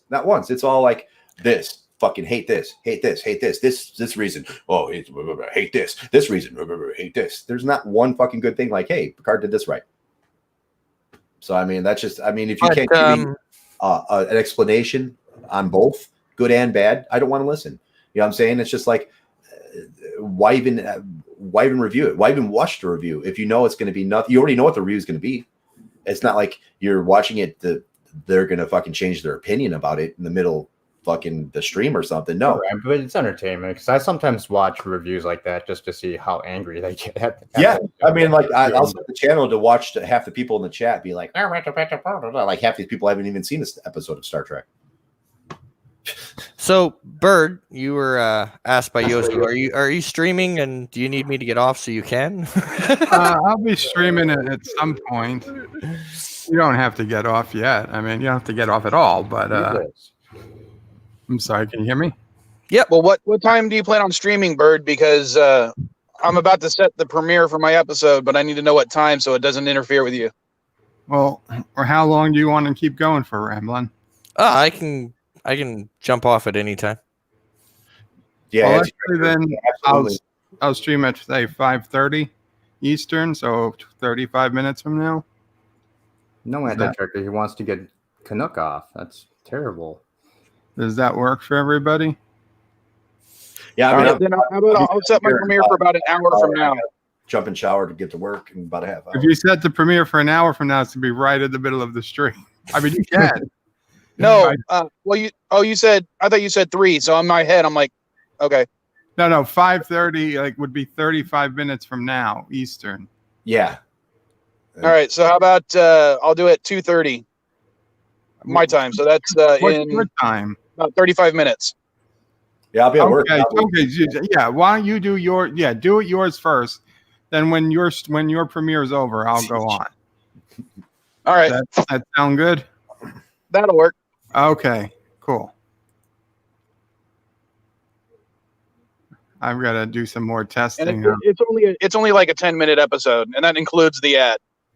Gotcha. Yeah, not Ryan Johnson. Absolutely. If someone admits they're not going to give the show a chance or don't even watch the show completely and talk trash about it, then stop listening to them. And that's basically what I do. You know, I mean, like I said, if you can't put out objective good things and objective bad things on the wave, like, Anti-Tracker or Trek Yards or any of those channels, I don't want to watch it because it's like, I know what the review is going to be already. I mean, there's no foreshadowing there. They're going to hate it. They're going to fucking rile in every little fucking instance and any little thing they can, even make up shit to fucking rile on it. You know what I'm saying? It's like, fuck, dude. Like when Red Letter, and I'm glad Lore did a video that addressed the fucking Red Letter Media review. And I'm glad he fucking did, dude. I fucking love that video. If you haven't watched it, watch it. And he doesn't address some of the things that I wish he had addressed, but I'm actually doing it in one of my videos. But as like, Red Letter Media with the Picard and children thing, they fucking rail. Oh, he hates children. He hates children. There's no way that Picard could ever change. And then fucking the dude fucking totally compares him to Harvey Weinstein. Like, he's like, well, if Harvey Weinstein said that fucking, he would stop being a rapist, do you think that would change him? Do you think he would stop being a rapist because he said? I was like, why would you even compare Picard to Harvey Weinstein? Out of all fucking people, it just blows my mind. And then the children thing. What? You guys didn't see The Inner Light? You guys didn't see Generations? In Generation, he fucking hugs and kisses the kids in the Nexus. In fucking The Inner Light, he fucking has a fucking family. And it shows him. And Guinan, even in the Nexus, comes out and tells him. When fucking she sees him in the Nexus, Guinan even comes out and tells him, hey, the Nexus shows you what you want the most. Boom. What you want the most. So what does Picard want the most? He fucking woke up in a Christmas setting with all these kids around him. He was hugging them. He was fucking, he loved the fucking situation. He was smiling. You know what I'm saying? If you don't think that hadn't changed Picard's mind up until now about kids, then you're not even fucking watching Star Trek. What the fuck? You know what I'm saying? Like, I don't know. So, Wait, what side was Laura on? He was on that. He's the one that said it was what? What was Laura's video? So Laura's video. Oh, no, Laura pissed him off because Laura put the video out first. The red letter response video. Laura put it out first, and then it said, Laura pissed me off because he was working on the video when he put that one out. So, and I'm working on the video. I'm gonna still put mine out, but at the same time, I love that fucking video that Laura did. I mean, it was great. It was right the spot on with fucking every criticism they fucking had, all the big ones. So Red Letter Media was comparing them to Weinstein, not Laura. Yeah. Okay. And the Lord put him on. Like, why the fuck would you even bring Weinstein into this? Why would you compare Weinstein to Picard? You know what I'm saying? Like, they're grabbing at straws. You know what I'm saying? They're like, anything they can get to stick. It's like, fuck, dude. I mean, like, you are seriously grabbing at straws to hate this show. Like, everything you can. You know what I'm saying? Like, when you're doing that, that shows me the show is doing good. The show is actually fucking doing good because it's going against your anti-chill hate. You know what I'm saying? I don't know. I mean, but let's see. Darth Revan, I think Picard is saying, I don't like kids at his age. He would admit how lonely he is. Yeah, but through the experiences of The Inner Light and Generations and 20 years, you think Picard's fucking mind would have changed on kids. You know what I'm saying? That he would have come to accept kids. And in Generations, he's hugging the kids. He's fucking telling them he loves them. They're all around him. And Guinan fucking comes out and says, the Nexus shows you what you want most. And well, not only that, but just the very fact that he allows Wesley Crusher on the bridge for any length of time kind of proves that he But I mean, like he gets past that, and He's been Nexus high, I think. That was one of Red Letter Media's biggest complaints. Oh, he likes kids. It says that he doesn't like kids in TNG. There's never an episode that he can. There's no way that Picard can change. He's like Harvey Weinstein. Basically, if you're a rapist, yeah, that's basically what he said. He's like Harvey. Is if Harvey Weinstein stopped raping people, you think he still would be a rapist or not? You know what I'm saying? So they're kind of comparing Picard liking children to fucking Harvey Weinstein raping people. It's like, dude, what the fuck? You know, I mean, like, yeah, that's a little bit of a stretch. Yeah, that's grasping at straws, dude. Grasping at fucking straws that are not even there. You know what I'm saying? I mean, I don't know. It blows my mind. But yeah, so great. Kind of to wind it down a little bit, let's go with predictions for the next episode of That's Picard. hard to even say because I mean, like I said, these next 4 episodes is going to unravel everything. This is going to be the roller coaster. After they meet fucking the Rikers, I think it's just going to be a nonstop romp from then. So, but after the Riker scene, I think it's going to be fucking just intense, fucking nonstop roller coaster to the end. Bird of Prey? If it ends, I think it's going to cliffhang, but if it ends. I think it's going to end on a cliffhanger where we see the Borger making a comeback. And I think Dr. Girardi is part of it, as is Soji. There was another criticisms I fucking hate about, I seen about was the Romulans not liking cybernetics. While in a episode of TNG, one of the Romulans looks over at Data and says, a Romulan cyberneticist would love to get their hands on you. And this is early on in TNG. But people are like, well, Romulans hate cybernetics, right? Okay, well, put it this way. You know, Romulus probably has a cybernetics department, not for building cybernetics, but for observation and research, because the Borg are everybody's enemy. And if you don't learn how to fight them or defend against them, then you're pretty much in the dust. So I believe, yeah, Romulus does have a cybernetics. And plus they're at a fucking Borg cube. They have a Borg cube. They're not building Borg there. I know that for sure. You know what I'm saying? Like, I mean, like there's certain shit that people are just like taking straight the fuck out of consonants. Yeah. I mean, I don't doubt that, Romulans hate cybernetic beings, but I don't doubt that they have a cybernetics department, you know what I'm saying? Like dedicated to fucking, defense and, observation. Absolutely. I'm sure that's plausible. So are you asking predictions just about next week or the whole thing? Yeah, just next week. I think probably we'll see Elnor save Hugh, and then they'll escape with the ship to go meet Picard. That's what my guess is. Elnor is going to save him before, like when they see the preview where the knife tears his neck by the bitch. I think Elnor steps in at that point, fucking kills the bitch, and they leave. That's what my guess. I don't know if they'll kill the sister, but my guess is Elnor is going to come in, fuck shit up, save Hugh, and they're going to leave. Yeah, because they're stuck in that tractor beam in that extra scene. So I think what's going to happen is Hugh is going to somehow sabotage the ship, and then they'll escape that way.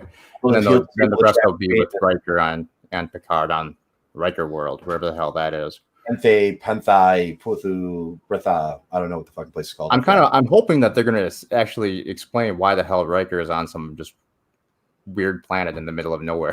Probably reminds him of Alaska. Probably. I'm surprised they didn't go to Beta Z. I mean, that would have been cool too to see Beta Z. Oh yeah, definitely.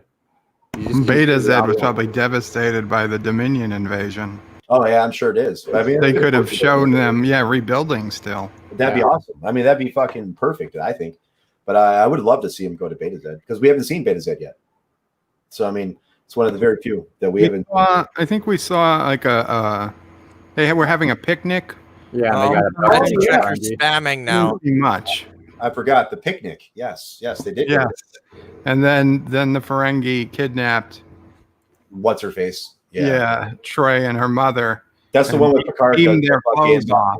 For our thought, love. Right. Love, that episode. For our far, my burning for you. Like that. I think that's that episode, isn't it, or something like that? The fucking where. That's the episode. Yeah, Picard has to pretend he's still in love with Swana. Swana. Oh my god. Oh, and then at the end of the episode, I think the crystalline entity will come and wipe out Troy and Riker. I'm back. It's like, no, you're not bringing Data back. Not this time. I tried to make sure once that Data would never be brought back. So, what is Anti-Tracker? Oh, it's just the Krogan circle jerk picture. Oh my lord. Krogan circle jerk. There's the Krogan order. He's saying that's the Krogan order. You got to fucking defend yourself, Bird. You can't let that go on. That's a travesty. Anti-Trekker is working hard. He sure is. He's creating the whole fucking intelligence fucking section of the fucking Krogan Empire.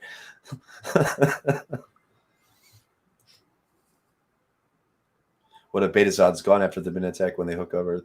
Yeah, I mean, I said Beta-Zod should be fucked up at this point, or at least rebuilding. You know, I mean, because it got completely ran over by the Dominion. They took that in, what, 10 hours, they said? Like, literally 10 hours. Yeah. And no Betazoids knew they were coming. Yeah. Oops. Well, they could sense they were coming once they were already defeated. Yeah, pretty much. Like, they're here, guys. I sense this enemy is 10 hours later. They're chains. I have a bad feeling about this.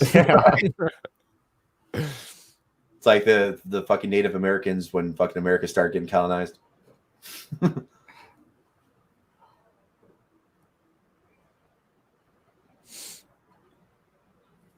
Beta was a planet, dude. Darth Revan. Beta-Z is a planet, a complete planet, and they're part of the Federation, and they're very close to the Federation. They're not too far from on the map. Beta-Z's not too far, but yeah, I mean, it's an actual planet. So I mean, that's where Troy and them are from, or Troy's half from, because Troy's half Beta-Z.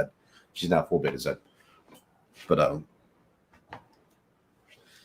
there's a planet. I sense they are hostile. Yes, Troy's magic powers. I love that. Fucking like Cleon comes on the screen or something, or some evil fucking dude comes on the screen. Like, I sense he's angry, Captain. Well, no shit. He's fucking telling us that he's pissed off and he's gonna attack. You know what I'm saying? Thanks, Troy. Captain Obvious Award goes to. Oh yeah. That's what I just don't understand about Troy's character. I mean, they could have done so much more with it, but it's just like, I sense anger, Captain. He's lying, Captain. It's fucking Romulan. Of course he's fucking lying. So when has the Romulans ever been straight up with the Federation? You know what I'm saying? But one or two times. Pretty much. That's what it was. Counselor Obvious. I said, they should have done so much more with her character. I mean, they could have done so much more. Yeah, well, I think Roddenberry was still looking at their boobs at this point. Like, man, these new Starfleet fucking outfits are great. Deanna, you do good. Deanna. Captain Wesley's aroused. Captain Riker is Captain since I said right. Yeah, pretty much. That's how it is. Yeah. Wesley's got a boner, and he's sitting next to me, Captain. I don't think it has anything to do with the cat suit I'm wearing either.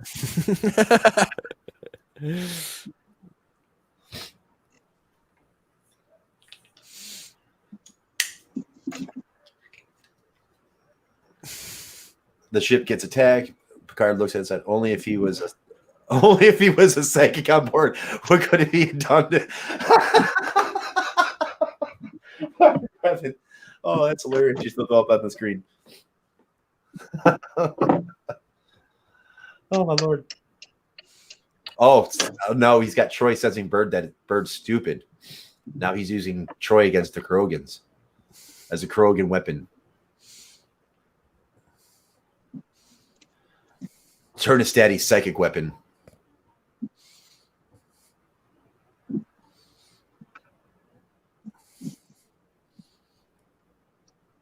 Well, Bird must be working hard on something. He fell asleep again. No, I'm putting in the stuff for my stream. Why? What's going on? No, he's making he's co-making the Turtistani intelligence group. He's still making images. Yeah, it's like Anti-Trekker's making the Kurogan intelligence group. All birds in return replying with the Turtistani intelligence agency, which are probably like picture this as like when Section 31 placed a mole in the Tal Shiar. It's Anti-Trekker has placed a mole inside Kurogan intelligence. I highly doubt it. I mean, he could barely be bothered to put a drop shadow on that first image.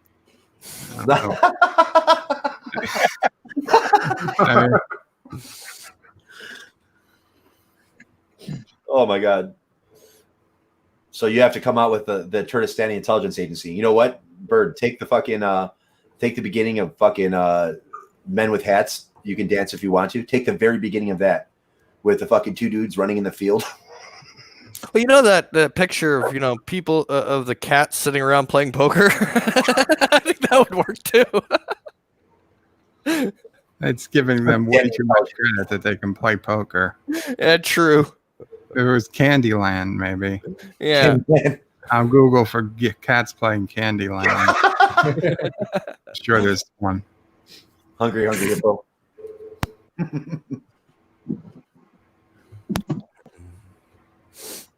So how far away are we from your premiere there, Vile? Well, it'll be in about 20 minutes, so. Everybody poops. Vamp for 20 minutes, guys. Everybody. I'm actually going to go get myself some food beforehand. The tits. The Turtistani Intelligence Task Society.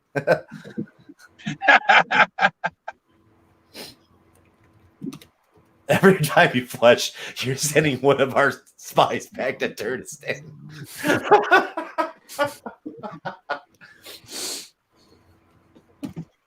So the Turtistani is actually like a virus. Would that make the Kurogan intelligence community acronym like the Kurogan Undercover Network? I don't know, something task force? Network task force. Nuisance task force. Well, the Yara virus is going to be worse than this Kuroga virus. Absolutely. That's the one that they just found in Brazil, and they don't have any way to combat it right now. Well, I don't think people are understanding that, like, the coronavirus, they call it the coronavirus, but it's just a type of coronavirus. Every person in this chat right now or watching has at least 24 coronaviruses in their system right now. Get them out! Get them out! The COVID virus, 19.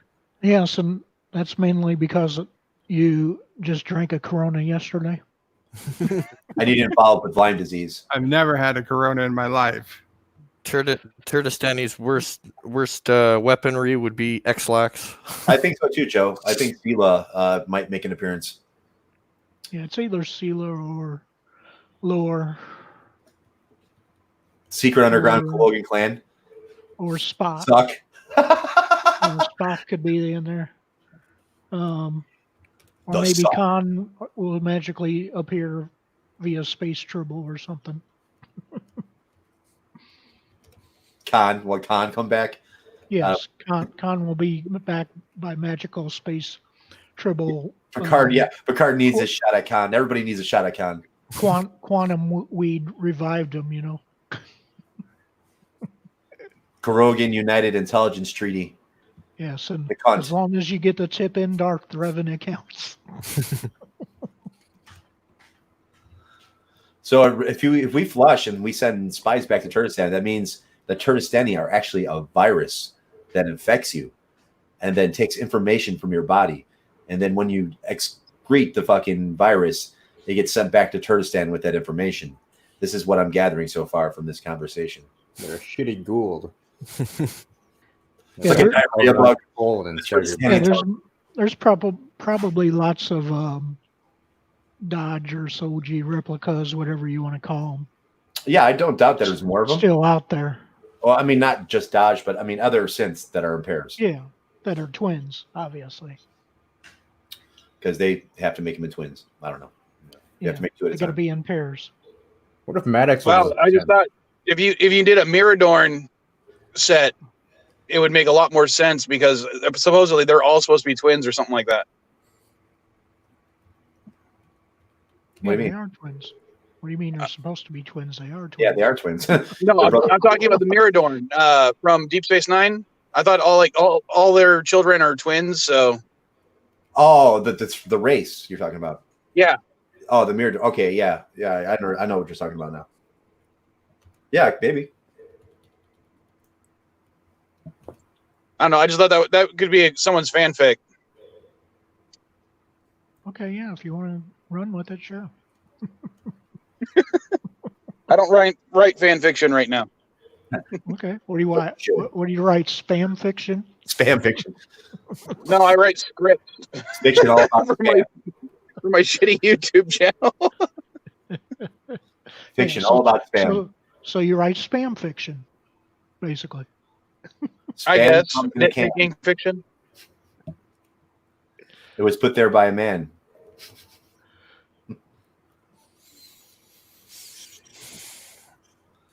It's not gay if you don't enjoy it. Darth Revan. Wow. Yeah, I wasn't gonna comment on that. I was just go. Wow. And in breaking news.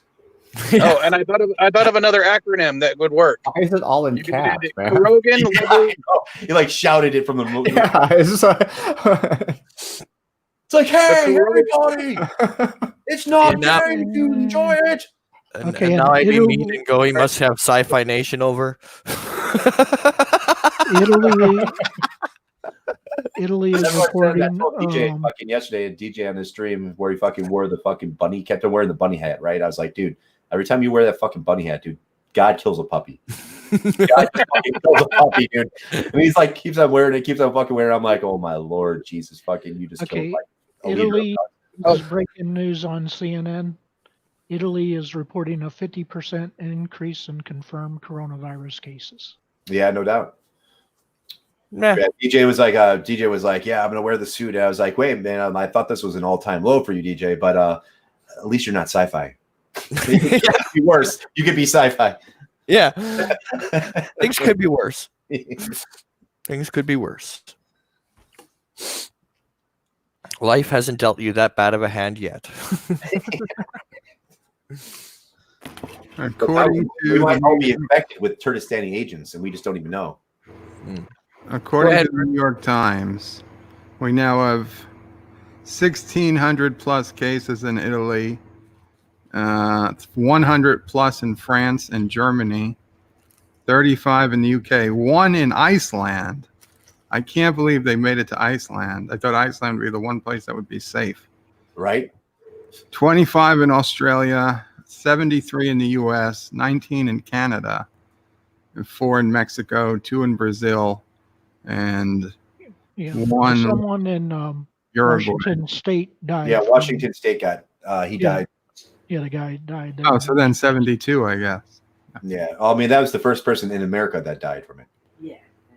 Was the guy in Washington. And now you see China and Iran haven't updated their numbers in days. Like it's still showing 79,000 in China. It's got Well, I mean, I watch No Agenda News on YouTube all the time, and that's one of my favorite news guys on YouTube. And he gives you the update every fucking day. Like there's 90,000 cases, 100,000 cases. I mean, right now there's pretty much over 100,000 cases. You know what I'm saying? there's got to be. I mean, although I guess whatever they're officially reporting, Operation the Times updates it a few times a day, and they're saying that they can only confirm 79,800 plus. And Iran again has been at 900 plus for days. Japan has been at 900 plus for days, and South Korea has been at 3,000 plus for days. So those all have to be way high. It's Absolutely. US. Well, I mean, they don't give the Sick official and they don't numbers. have anyone left to update. Yeah, they don't give you the official number. China won't release the official numbers either. Yeah. So I mean, we don't know. But I mean, like, No Agenda TV's been tracking it since it was 10,000 cases, 7,000 cases, and now he's at almost upwards of 100,000 cases. But he's taken the death toll out of the thing.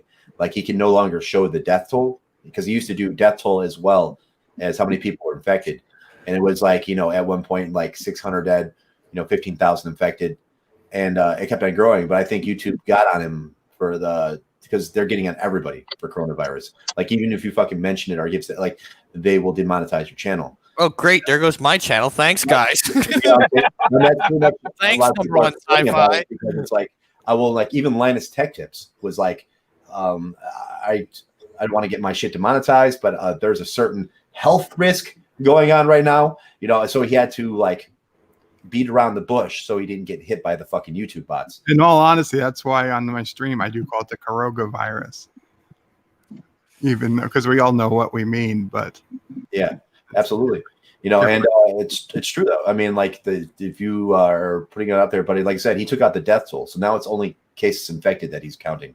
But about a week ago, I guess they made him take out the death toll. So I mean, I don't know, but that dude is fucking on it, dude. I give No Agenda News fucking credit. That guy. I don't think the virus is going to be the problem. The panic is going to be the problem. The panic's usually always the problem. It's already become a problem here. And locally, supermarkets are out of water. We're out of Purell. They're making runs on the basics. And I'm putting all the triggers on my PC parts tomorrow. So I'm going to get all my new PC parts tomorrow because it's already hitting the tech market. Linus even came out with a fucking video today. Hey, if you're going to buy and upgrade your computer, do it now, because all those fucking factories in fucking China and shit are shutting the fuck down. And it's not even like the bigger factories that are producing the computer shit. It's the smaller factories that are producing the smaller shit that go into the computer shit that big factories use. That's what's getting interrupted. So right now prices are starting to skyrocket. So I mean, tomorrow I'm going to fucking buy my $4,000 of computer shit and fucking call it a day. I was going to wait, but I just can't. I don't want to take the chance of the prices going up. The Purell refill that would normally cost us $12 was $60. Yeah, makes sense. And I ordered it because if I didn't, I already saw others that were double that. Mm-hmm. I felt lucky to find one that was only $58. Yeah, everybody felt lucky to find that because looking at the price of all the others. It's true. I say everybody in tech, everybody in the world. I mean, everybody is fucking buying out for this thing pretty much. And like I said, it's the panic. Even if they're, like I said, even aliens came to the world and said hello and they talked to the president and shit, it would be the panic that the panic was the worry. It's not like the fact that aliens come down. It's the panic that really fucking would throw the world into fucking chaos. Well, look at Y2K. I mean, that's case in point right there. Pretty much. I'm guessing that it's all that the Purell price is online, right? Like through Amazon. I'm sorry, what'd you say about the Purell? I'm guessing the price you're talking about is the price on Amazon. On Amazon, yeah. Yeah, I mean that just seems like a ridiculous price gouging for people that can't get out to the store and actually get something. I heard that it's sold out in the local stores. Oh, I tried. Yeah, Mama tried getting it from CVS. Really? Wow. Yeah, it's not there. If you want a cheap sanitizer thing, just add a couple of drops of bleach to water, and you'll pretty much be good. Diana said that yesterday. Yeah. You know, that's actually surprising because I'll look at some of the stores because the stores around here have a ton in stock. So I should don't see you how have much a I can Walmart buy or and maybe something, Bert? send you guys some for cheaper than what you're paying for. Would you say number one? I said, don't you have a Walmart close to you or something like that? But is he going to get up and go to Walmart? That's the only problem. Well, Mama check the local Walmart. Not the local. Well, it's not local, the closest. No, Walmart.com. Oh, Walmart.com. Yes. And it's not, they didn't have it in stock on Walmart.com. They had 3 bottles left. 3 bottles. 3 fucking bottles. Okay, you want Not me to the buy liter, some and 20 send? ounce. You want me to buy you some and They'll send? be here tomorrow. Oh, okay. So Mama ordered the last 3 bottles Walmart.com ad. You want me to buy you some and send you some? Oh, thank you. I think we'll be okay. Because you Okay. ordered because I also ordered, from Amazon. I was gonna say if you need something, just let us know. We can probably see if we can find it cheaper. Thank you. It's not the Purell. Half of us are in fucking Canada. It's weird. I'm a merchandiser, Bird, and some of my stores are Walmarts. I go to several a day. Oh, thank you. No, I don't. Is there anything we're in desperate need of? Don't worry, Bird. We'll help you fly, Bird. We'll help you fly. Yeah, Mama Frey kind of double ordered everything this month. It's Oh, 'cause I'm just kind of actually surprised at how much panic there is in the New York area then, because it's not nearly as bad out here yet in Minnesota. What I think is funny is the panic in San Diego is not very high, despite the fact that 2 of the planes full of infected landed here and were quarantined on one of our military bases. yeah. Oh, wow. Well, I mean, if they're quarantined and, they could probably keep it down to it. But I mean, the big problem is that person getting infected that doesn't know they're infected, that's traveling from country to country, that businessman or, that fucking people that do multicultural, that fly internationally and do business. You know what I'm saying? Those are the fucking big issues. Or even people on vacation that might have caught it and don't even know they have it until they get back. Those are the big issues. So, I mean, you can't really put anything up at the airport and scan for it. You know what I'm saying? So, I mean, this local area is very Asian, and that's likely why everything's selling out. Because they're they're gonna they have more fears than not maybe Minnesotans. But what Anti-Trekker just posted about Ebola, not nearly. I mean, Ebola had far fewer cases. Like maybe the Ebola death rate was much higher. The Ebola death rate is way higher. Yeah, way higher. But the number of infected was a tiny fraction. You don't get Ebola from somebody who's not symptomatic. Well, the thing is, it takes longer for the incubation rate before you show symptoms and are actually infectious. For Ebola, it's a lot shorter period of time than this new flu virus. Yeah, Ebola is Right. and And it's a matter of days in Ebola. What, a week or something that Ebola kills you in? You know what I'm saying? This is, you can live for this quite a while. This one you can go 30 days for up to 2 weeks without symptoms. I mean, it's still something I can't be that worried about yet, because I mean they give you big numbers, like a few thousand, several thousand, infected, but when you measure that against the population as a whole, man, If I was walking, I honestly wouldn't be worried about it at all. Yeah. The only reason that even bothers me is because I'm stuck in the hospital bed already. Right. And, Mama Prey can't really afford to be sick. And she's always working 10 times as hard as anybody else. So we're kind of susceptible to it, unfortunately. And Sisso Prey's pregnant. So it's like the worst, worst possible time. Even Joseph says they have panic over there and they have no patients where he's at. None. Jeez. Mm-hmm. All right. Well, I'm going to end it off here and kind of. Yeah, I got to jump in the shower, go to work. Relax. So we're going to head over to my work clothes because it's like, it's like I literally I'm a slave. All right. Thanks for having me on, Rambling. Have a good night, everyone. Yeah, man. Yeah, no problem. All right. Well, till next time. I'll when I'm work on someone's stream somewhere. Yeah. Well, after Vile, I'm going to start. I'll do a Besiege stream. It's Sunday, fun day.